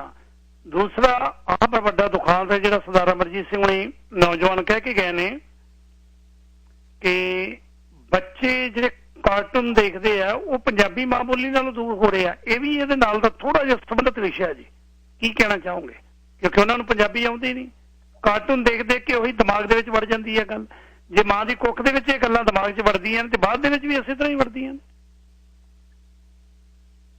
ਬਿਲਕੁਲ ਵੀਰਾ, ਸਾਡਾ ਅਸਲ 'ਚ ਜਿੱਥੋਂ ਤੱਕ ਬਾਲ ਵਿਕਾਸ ਦੇ ਨਾਲ ਸੰਬੰਧਿਤ ਬਾਲ ਕਹਾਣੀਆਂ ਹੁੰਦੀਆਂ ਨੇ, क्षमा करियो, शायद मैं किसी वध ना बोल दवां, क्योंकि मैं कोई अपने आप ਨੂੰ प्रमाणित इदां दी नहीं बाल कहानीकार समझदी। मेरे पापा जी ने बहुत बरीकियां देखियां सी, हालांकि वो डॉक्टर नहीं सन, पर एक चाइल्ड साइकोलॉजी समझदे आ जदों मैनू पता लग्या कि 1 साल दे बच्चे दे ਇੰਨੀ ਕੁ ਵੋਕੈਬਲਰੀ ਹੋਣੀ ਚਾਹੀਦੀ ਹੈ, 2 ਸਾਲ ਦੇ ਚ ਇੰਨੀ ਹੋਣੀ ਚਾਹੀਦੀ ਹੈ, 3 ਸਾਲ ਦੇ ਬੱਚੇ ਲਈ ਕਹਾਣੀ ਵੱਖ ਹੋਣੀ ਚਾਹੀਦੀ ਹੈ। ਕਦੋਂ ਨਰਮ ਤੇ ਖੁਰਦਰਾ ਉਹਨੂੰ ਸ਼ਬਦ ਸਮਝ ਆਏਗਾ ਪੰਜਾਬੀ ਦਾ, ਉਹ ਕਹਾਣੀ ਚ ਵਾੜੀਏ। ਅਸੀਂ ਇਹੋ ਜਿਹੀਆਂ ਗੱਲਾਂ ਵੀਰਾ ਆਪਣੀਆਂ ਬਾਲ ਕਹਾਣੀਆਂ ਚੋਂ ਨਦਾਰਦ ਕਰ ਦਿੱਤੀਆਂ। ਕਿਸੇ ਦੀ ਇਹੋ ਜਿਹੀ ਟ੍ਰੇਨਿੰਗ ਵੀ ਨਹੀਂ। ਅਫਸੋਸ ਉਹ ਇਨਾਮ ਵੀ ਇੱਕ ਦੂਜੇ ਨੂੰ ਦੇ ਕੇ ਉਹ ਆਪਣੀਆਂ ਹੀ ਕਹਾਣੀਆਂ ਨੂੰ ਪ੍ਰਮੋਟ ਵੀ ਕਰ ਦਿੰਦੇ ਨੇ, ਜੋ ਕਿ ਬੱਚੇ ਦੇ ਦਿਮਾਗੀ ਵਿਕਾਸ ਦੇ ਆਧਾਰ ਉੱਤੇ ਨਹੀਂ ਹੁੰਦੀ। ਉਹ ਸਿਰਫ ਆਪਣੀ ਜੋ ਜਿੰਨੀ ਕੁ ਉਹਨਾਂ ਨੂੰ ਆਂਦੀ ਹੁੰਦੀ ਜੋ ਸਮਝ, ਜੇ ਪੁੱਛ ਲਈਏ ਕਿਸੇ ਬਾਲ ਕਹਾਣੀਕਾਰ ਨੂੰ ਤੇ ਦੱਸਿਓ ਜਰਾ ਕਿ 500 ਸ਼ਬਦ ਕਦੋਂ ਬੱਚਾ ਸਮਝ ਰਿਹਾ ਹੁੰਦਾ, ਕਿਹੜੀ ਉਮਰ ਚ 1000 ਸ਼ਬਦ ਸਿੱਖਦਾ, ਤੇ ਕਿਵੇਂ ਉਸ ਨੂੰ ਕਹਾਣੀ ਦੇ ਵਿੱਚ ਜਦੋਂ ਸੁਣਾਉਣਾ ਹੁੰਦਾ ਕਿਹੜਾ ਸ਼ਬਦ ਵਾਰ-ਵਾਰ ਦੁਹਰਾਉਣਾ ਪੈਂਦਾ, ਕਿਹੜਾ ਇੱਕ ਵਾਰ ਬੋਲੇ ਤੇ ਠੀਕ ਹੋ ਜਾਏਗਾ। ਯਾਨੀ ਇਹਦੀ ਇੱਕ ਅੱਖਰ ਵੀ ਪਤਾ ਨਹੀਂ ਹੁੰਦਾ, ਪਰ ਉਹ ਬਾਲ ਸਾਹਿਤਕਾਰ ਵਜੋਂ ਪ੍ਰੋਤਸਾਹਿਤ ਹੋ ਜਾਂਦੇ ਨੇ। ਕੌਣ ਦਿੰਦੇ ਨੇ ਮੈਨੂੰ ਨਹੀਂ ਪਤਾ, ਕਿਵੇਂ ਇਹ ਵੰਡੇ ਜਾਂਦੇ ਨੇ, ਪਰ ਇਹਨਾਂ ਇਨਾਮਾਂ ਦੇ ਨਾਲ ਸਾਡੇ ਬਾਲ ਵਿਕਾਸ ਦਾ ਜੋ ਸੰਬੰਧ ਸੀ ਉਹ ਮਨਫੀ ਕਰ ਦਿੱਤਾ। ਉਹ ਅੰਗਰੇਜ਼ਾਂ ਨੂੰ ਸਮਝੇ ਕਿ ਅਸੀਂ ਪੂਰੇ ਪੇਜ, ਇੱਕ ਪੇਜ ਦੇ ਸਿਰਫ ਇੱਕ ਵੱਡੀ ਤਸਵੀਰ ਤੇ ਇੱਕ ਸ਼ਬਦ ਲਿਖਣਾ। ਇਹ ਉਹ ਬੱਚਾ ਨਹਾਉਣ ਲੱਗਿਆ ਵੀ ਪਲਾਸਟਿਕ ਦੀ ਕਿਤਾਬ ਲੈ ਕੇ ਆਪਣੇ ਟੱਬ 'ਚ ਵੜੇਗਾ ਤੇ ਉਹ ਸਿੱਖ ਲਏਗਾ। ਸੋ ਅਸੀਂ ਆਪ ਹੀ ਕਿਤੇ ਨਾ ਕਿਤੇ ਕਾਣੇ ਆ ਕਿ ਅਸੀਂ ਬੱਚੇ ਦੇ ਉਮਰ ਦੇ ਹਿਸਾਬ ਦੀਆਂ ਕਿਤਾਬਾਂ ਨਹੀਂ ਬਣਾਈਆਂ। ਸੋ ਇਸੇ ਤਰੀਕੇ ਜੋ ਕਾਰਟੂਨਸ ਬੱਚੇ ਦੇ ਚਾਹੀਦੇ ਨੇ ਹਿੰਦੀ ਦੇ ਵਿੱਚ ਮੌਜੂਦ ਨੇ, ਸ਼ਾਬਾਸ਼, ਉਹ ਵੀ ਸਾਡੇ ਨਾਲ ਹੀ ਰਲਦੀ ਭਾਸ਼ਾ ਹੈ। ਇੱਥੋਂ ਤੱਕ ਕਿ ਮੈਂ ਦੇਖਿਆ ਕਿ ਹੁਣ ਤੁਸੀਂ ਲਹਿੰਦੇ ਪੰਜਾਬ ਵਿੱਚ ਉਹਨਾਂ ਨੇ ਵੀ ਆਪਣੀ ਵਿੱਚ ਜ਼ਬਾਨ ਪੰਜਾਬੀ ਵਿੱਚ ਜਾਂ ਵਿੱਚ ਕਰਕੇ ਉਹ ਵੀ ਬੱਚਿਆਂ ਲਈ ਉਹਨਾਂ ਨੇ ਕਹਾਣੀਆਂ ਏਦਾਂ ਦੀਆਂ ਬਣਾ ਦਿੱਤੀਆਂ। ਪਰ ਅਸੀਂ ਚੜ੍ਹਦੇ ਪੰਜਾਬ ਵਾਲੇ ਇਸ ਪੱਖੋਂ ਬਿਲਕੁਲ ਹੀ ਪਰਾਂ ਹੋ ਗਏ ਆ ਕਿ ਸਾਡੇ ਬੱਚਿਆਂ ਨੂੰ ਉਸ ਤਰੀਕੇ ਦੀਆਂ ਜਿਹੜੀਆਂ ਉਹਨਾਂ ਨੂੰ ਨਿਭਾ ਸਕਣ ਉਦਾਂ ਦੇ ਕਾਰਟੂਨਸ ਬਣਾ ਸਕੀਏ ਉਹਨਾਂ ਦੀ ਜ਼ਬਾਨ 'ਚ, ਜਿਸ 'ਚ ਤੁਸੀਂ ਆਪਣਾ ਸੱਭਿਆਚਾਰ, ਆਪਣਾ ਸਾਹਿਤ, ਉਹ ਸਾਰਾ ਕੁਝ ਇਤਿਹਾਸ ਜਿਉਂਦਾ। Please enter the number you wish to call. Okay, ਉਹਨਾਂ ਦੀ ਲਾਈਨ ਡਿਸਕਨੈਕਟ ਹੋ ਗਈ ਆ। ਫੋਨ ਦੀਆਂ ਤਾਰਾਂ ਕਈ ਵਾਰੀ ਗਰਮ ਹੋ ਜਾਂਦੀਆਂ ਜ਼ਿਆਦਾ, ਤੇ ਮਾਫੀ ਚਾਹੁੰਦਾ, ਲਾਈਨ ਡਿਸਕਨੈਕਟ ਹੋ ਜਾਂਦੀ ਹੈ। ਗੱਲਬਾਤ ਨੂੰ ਆਪਾਂ ਇਸੇ ਤਰ੍ਹਾਂ ਜਾਰੀ ਰੱਖਾਂਗੇ ਤੇ ਕੋਸ਼ਿਸ਼ ਕਰ ਰਹੇ ਹਾਂ ਡਾਕਟਰ ਸ਼ਿੰਦਰ ਕੌਰ ਉਹਨਾਂ ਦੀ ਲਾਈਨ ਮਿਲ ਜਾਵੇ। ਤੇ ਨਾਲ ਦੀ ਨਾਲ ਮੈਂ ਦੱਸ ਦਿਆਂ ਕਿ ਅੱਜ ਦਾ ਜਿਹੜਾ ਪ੍ਰੋਗਰਾਮ ਹੈ ਇਹਨੂੰ ਸਪਾਂਸਰ ਕਰ ਰਹੇ ਨੇ ਕੈਨੇਡਾ ਨਿਟਿੰਗ ਵਾਲੇ। ਪੈਨ ਤੇ ਪੇਪਰ ਲੈ ਲਓ, ਨੰਬਰ ਲਿਖ ਲਿਓ। ਮੇਰੀ ਬੇਨਤੀ ਹੈ ਕਿ ਜਿਹੜੀਆਂ ਬੀਬੀਆਂ ਇੱਥੇ ਆਈਆਂ ਹੋਈਆਂ ਨੇ ਸਵੈਟਰ ਬੁਣਨਾ ਜਾਣਦੀਆਂ ਨੇ, ਮੋਟੀ ਉੱਨ ਵਾਲਾ, ਮੋਟੀ ਉੱਨ, ਕੁਝ ਘੰਟਿਆਂ ਦੇ ਵਿੱਚ ਹੀ ਸਵੈਟਰ ਤਿਆਰ ਹੋ ਜਾਂਦਾ। ਜਿਨ੍ਹਾਂ ਨੂੰ ਪ੍ਰੈਕਟਿਸ ਹੈ, ਇੱਕ ਤਾਂ ਜਿਹੜੇ ਆਏ ਰਿਸ਼ਤੇਦਾਰ ਨੇ, ਘਰ ਦੇ ਜੀ ਨੇ, ਉਹ ਘਰੇ ਰੁੱਝੇ ਰਹਿੰਦੇ ਨੇ, ਤੇ ਦੂਸਰੀ ਗੱਲ ਇਹ ਹੈ ਕਿ 2 ਪੈਸੇ ਇਨਕਮ ਵੀ ਹੋ ਜਾਂਦੀ ਹੈ। ਸੋ ਮੋਟੀ ਉੱਨ ਵਾਲੇ ਸਵੈਟਰ ਬੁਣਨੇ ਨੇ, ਤੇ ਜੇ ਤੁਹਾਡੇ ਕੋਲ ਗੱਡੀ ਨਹੀਂ, ਪੈਨ ਤੇ ਪੇਪਰ ਲੈ ਲਓ। ਨੰਬਰ ਦੇਣ ਲੱਗਾ ਕਿਉਂਕਿ ਬਾਹਰ ਬੇਰੀਆਂ 'ਚ ਜਾਓਗੇ ਤੇ ਮੀਂਹ ਵੀ ਪੈਂਦਾ, ਧੁੱਪਾਂ ਵੀ ਪੈਂਦੀਆਂ ਨੇ, ਸਨੋ ਵੀ ਪੈਂਦੀ ਹੈ, ਚੱਕਰ 'ਚ ਲਿਬੜਨ ਦੀ ਲੋੜ ਨਹੀਂ, ਘਰੇ ਬੈਠੇ ਬੈਠੇ ਸਵੈਟਰ ਬਣਾ ਸਕਦੇ ਹੋ। ਨੰਬਰ ਲਿਖ ਲਓ, ਕੋਈ ਤੁਹਾਡਾ ਸੱਜਣ ਮਿੱਤਰ ਭੈਣ ਭਰਾ ਹੋਇਆ ਜਿਹੜਾ ਜਾਣਦਾ ਉਹਨਾਂ ਨੰਬਰ ਵੀ ਦੇ ਸਕਦੇ ਹੋ। ਕੈਨੇਡਾ ਨਿਟਿੰਗ ਵਾਲਿਆਂ ਨੂੰ ਨਿਟਰ ਦੀ ਲੋੜ ਹੈ। ਫੋਨ ਨੰਬਰ ਹੈ 604 763 1273 604 763 1273। ਹੁਣੇ ਹੀ ਕਾਲ ਕਰ ਲਿਓ। ਤੇ ਜੇ ਤੁਹਾਡੇ ਕੋਲ ਗੱਡੀ ਨਹੀਂ, ਉੱਨ ਘਰੇ ਛੱਡ ਕੇ ਜਾਣਗੇ ਤੇ ਬਣੇ ਹੋਏ ਸਵੈਟਰ ਤੁਹਾਡੇ ਤੋਂ ਘਰੋਂ ਲੈ ਕੇ ਜਾਣਗੇ, ਪੈਸੇ ਵੀ ਘਰੇ ਬੈਠੇ ਮਿਲਣੇ ਆ। ਜੇ ਘਰੇ ਬੈਠੇ ਨਿਟਿੰਗ ਕਰਕੇ ਪੈਸੇ ਕਮਾਉਣਾ ਚਾਹੁੰਦੇ ਹੋ ਤੇ ਹੁਣੇ ਕਾਲ ਕਰ ਲਓ 604 763 1273 ਤੇ। ਅਗਲੀ ਕਾਲ ਬੀਬੀ ਕੁਲਵਿੰਦਰ ਕੌਰ ਜੀ ਕਾਫੀ ਲੰਮੇ ਸਮੇਂ ਤੋਂ ਹੋਲਡ ਤੇ ਨੇ। ਸਵਾਗਤ ਹੈ ਬੀਬਾ ਜੀ ਤੁਹਾਡਾ। ਕੁਲਵਿੰਦਰ ਕੌਰ ਜੀ ਤੁਸੀਂ ਇੱਥੇ ਹੋ, ਤੁਹਾਡਾ ਬਹੁਤ ਬਹੁਤ ਸਵਾਗਤ ਹੈ। ਬੀਬੀ ਕੁਲਵਿੰਦਰ ਕੌਰ ਜੀ ਦੁਬਾਰਾ ਕਾਲ ਕਰ ਲਿਓ, ਮੇਰੇ ਖਿਆਲ ਤੁਹਾਡੀ ਵੀ ਲਾਈਨ ਕੱਟ ਗਈ, ਕੋਈ ਮੁਸ਼ਕਲ ਆ ਰਹੀ ਹੈ ਲਾਈਨਾਂ 'ਚ। ਲਖਵੀਰ ਸਿੰਘ ਢਾਲੀਵਾਲ ਜੀ ਤੁਸੀਂ ਇੱਥੇ ਹੋ ਜੀ। ਲਖਵੀਰ ਸਿੰਘ ਜੀ ਤੁਸੀਂ ਇੱਥੇ ਹੋ।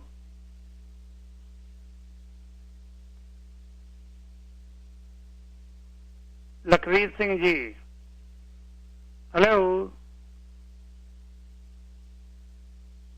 ਲਖਵੀਰ ਸਿੰਘ ਜੀ ਦੁਬਾਰਾ ਕਾਲ ਕਰਿਓ, ਮੈਨੂੰ ਲੱਗਦਾ ਕਿਤੇ ਕਿਤੇ ਲਾਈਨਾਂ 'ਚ ਕੋਈ ਪ੍ਰੋਬਲਮ ਆ ਰਹੀ ਹੈ। ਕਿਰਪਾਲ ਸਿੰਘ ਉਹਨਾਂ ਨੂੰ ਪੁੱਛਦੇ ਹਾਂ ਜੀ। ਕਿਰਪਾਲ ਸਿੰਘ ਜੀ ਤੁਸੀਂ ਇੱਥੇ ਹੋ ਜੀ। ਹਾਂਜੀ ਬਿਲਕੁਲ ਸਿੰਘ ਜੀ, ਤੇ ਸ਼ਾਇਦ ਡਾਕਟਰ ਸਾਹਿਬ ਇਸ ਵੇਲੇ ਫੋਨ ਤੇ ਨਹੀਂ ਹੈਗੇ, ਪਰ ਮੌਜੂਦਾ ਨੇ ਜੀ, ਮੌਜੂਦਾ ਨੇ ਫੋਨ ਦੇ ਉੱਤੇ ਹੈਗੇ ਆ ਜੀ ਬਕਾਇਦਾ। ਤੇ ਲਖਵੀਰ ਸਿੰਘ ਤੇ ਬੀਬਾ ਜੀ ਤੁਸੀਂ ਕਾਲ ਕਰ ਲਿਓ, ਲਾਈਨ ਹੋਲਡ ਕਰ ਲਿਓ, ਤੁਹਾਡੀ ਲਾਈਨ ਹੁਣ ਵਿਹਲੀ ਹੋ ਗਈ ਹੈ। ਹਾਂਜੀ ਕਿਉਂਕਿ ਲਾਈਨਾਂ ਨਹੀਂ ਸੀ ਮਿਲ ਰਹੀਆਂ। ਹਾਂਜੀ ਵੀਰ ਕਿਰਪਾਲ ਸਿੰਘ ਗਰਚਾ ਜੀ। ਹਾਂਜੀ ਉਹ ਬੇਨਤੀ ਇਹ ਸੀ ਕਿ ਜਿਸ ਤਰ੍ਹਾਂ ਨਹੀਂ ਇੱਕ ਬੇਟੀ ਦੀ ਅਬੋਰਸ਼ਨ ਬਾਰੇ ਨਾ ਗੱਲ ਕੀਤੀ ਆ, ਉਹ ਗੱਲ ਇੰਨੀ ਦੁਖਦਾਇਕ ਵਾ ਕਿ ਮੈਨੂੰ 5 ਮਿੰਟ ਮੈਂ ਆਪਣੇ ਵਿਰਾਗ 'ਚ ਰਿਹਾ ਤਾਂ ਕਿ ਜ਼ਰੂਰ ਜੀ। ਹਾਂਜੀ ਉਹ ਜਿਹੜਾ ਨਾ ਜਿਹੜੀ ਉਹਦੀ ਪੁਕਾਰ ਵਾ, ਉਹ ਸਿਰਫ ਮੈਨੂੰ ਜਦੋਂ ਨਾ ਮੈਂ ਸਲੌਟਰ ਹਾਊਸ ਦੇ ਮੂਹਰੇ ਖੜੇ ਜਾਨਵਰਾਂ ਨੂੰ ਦੇਖਦਾ ਤੇ ਉਹ ਜਾਨਵਰ ਇੰਨੇ ਸੈਡ ਮੂਡ 'ਚ ਹੁੰਦੇ ਆ ਤੇ ਉਹਨਾਂ ਦੀ ਅੱਖਾਂ 'ਚੋਂ ਪਾਣੀ ਜਾ ਰਿਹਾ ਹੁੰਦਾ, ਇਸ ਤਰ੍ਹਾਂ ਦੀ ਫੀਲਿੰਗ ਆਉਂਦੀ ਹੈ। ਤਾਂ ਇੱਥੋਂ ਸਾਨੂੰ ਸਮਝ ਆਉਣੀ ਚਾਹੀਦੀ ਆ ਕਿ ਜੇ ਕਿਨੇ ਪਹਿਲਾਂ ਜ਼ਿੰਦਗੀ ਵਿੱਚ ਕੋਈ ਏਦਾਂ ਦੀ ਗਲਤੀ ਹੋ ਗਈ ਆ, ਕਹਾਂ ਵਾਸਤੇ ਪੰਜਾਬੀ ਸਮਝ ਜਾਣ ਤੇ ਆਪਣੀ ਜਿਹੜੀ ਔਲਾਦ ਨੂੰ ਮਲ ਤੇ ਬਚਾਉਣ। ਇਹ ਸਲੌਟਰ ਹਾਊਸ ਦਾ ਕੰਮ ਅਸੀਂ ਬੰਦ ਕਰਨਾ ਚਾਹੀਦਾ ਤੇ ਇਹ ਬੜਾ ਪੰਜਾਬ ਲਈ ਸਾਡੀ ਕੌਮ ਲਈ ਮਲ ਤੇ ਬਚਣ ਵਾਸਤੇ ਬਹੁਤ ਜ਼ਰੂਰੀ ਗੱਲ ਹੈਗੀ ਆ। ਤੇ ਬਹੁਤ ਬਹੁਤ ਧੰਨਵਾਦ ਇਹਨਾਂ ਡਾਕਟਰ ਸਾਹਿਬਾਂ ਦਾ। ਤੇ ਨਾਲ ਦੂਸਰੀ ਗੱਲ ਜਿਹੜੀ ਸੀ ਵੀਰ ਨੇ ਕਿਹਾ ਸੀ ਕਿ ਮੇਰੀ ਬੇਟੀ ਇਹ ਪੰਜਾਬੀ ਨਹੀਂ ਬੋਲਦੀ, ਅੰਗਰੇਜ਼ੀ ਬੋਲਦੀ ਹੈ, ਕੁਛ ਵੀ ਆ। ਹੁਣ ਦੇਖੋ ਜੀ, ਹੁਣ ਸਾਨੂੰ ਗੱਲਾਂ ਕੁਛ ਘਰ ਦੇ ਵਿੱਚ ਕੁਛ ਸਖਤਾਈਆਂ ਕਰਦੀਆਂ ਪੈਣਗੀਆਂ। ਮੇਰੇ ਵੀ ਆਪਣੇ ਦੋਤੇ ਪੋਤੇ ਪੋਤੀਆਂ ਹੈਗੇ ਤੇ ਮੈਂ ਇਹੀ ਗੱਲ ਕਹਿਣਾ ਕਿ ਮੈਨੂੰ ਅੰਗਰੇਜ਼ੀ ਨਹੀਂ ਆਉਂਦੀ। ਭਾਵੇਂ ਜਦੋਂ ਉਹਨਾਂ ਨਾਲ ਉਹ ਮੇਰੇ ਨਾਲ ਗੱਲ ਕਰਦੇ ਤਾਂ ਮੈਂ ਪੰਜਾਬੀ 'ਚ ਗੱਲ ਕਰਦਾ ਨਾਲ, ਮੈਂ ਜਦੋਂ ਨਹੀਂ ਉਹਨੂੰ ਸਮਝ ਤੇ ਮੈਂ ਅੰਗਰੇਜ਼ੀ ਨਾਲ ਕਹਿ ਦਿੰਦਾ।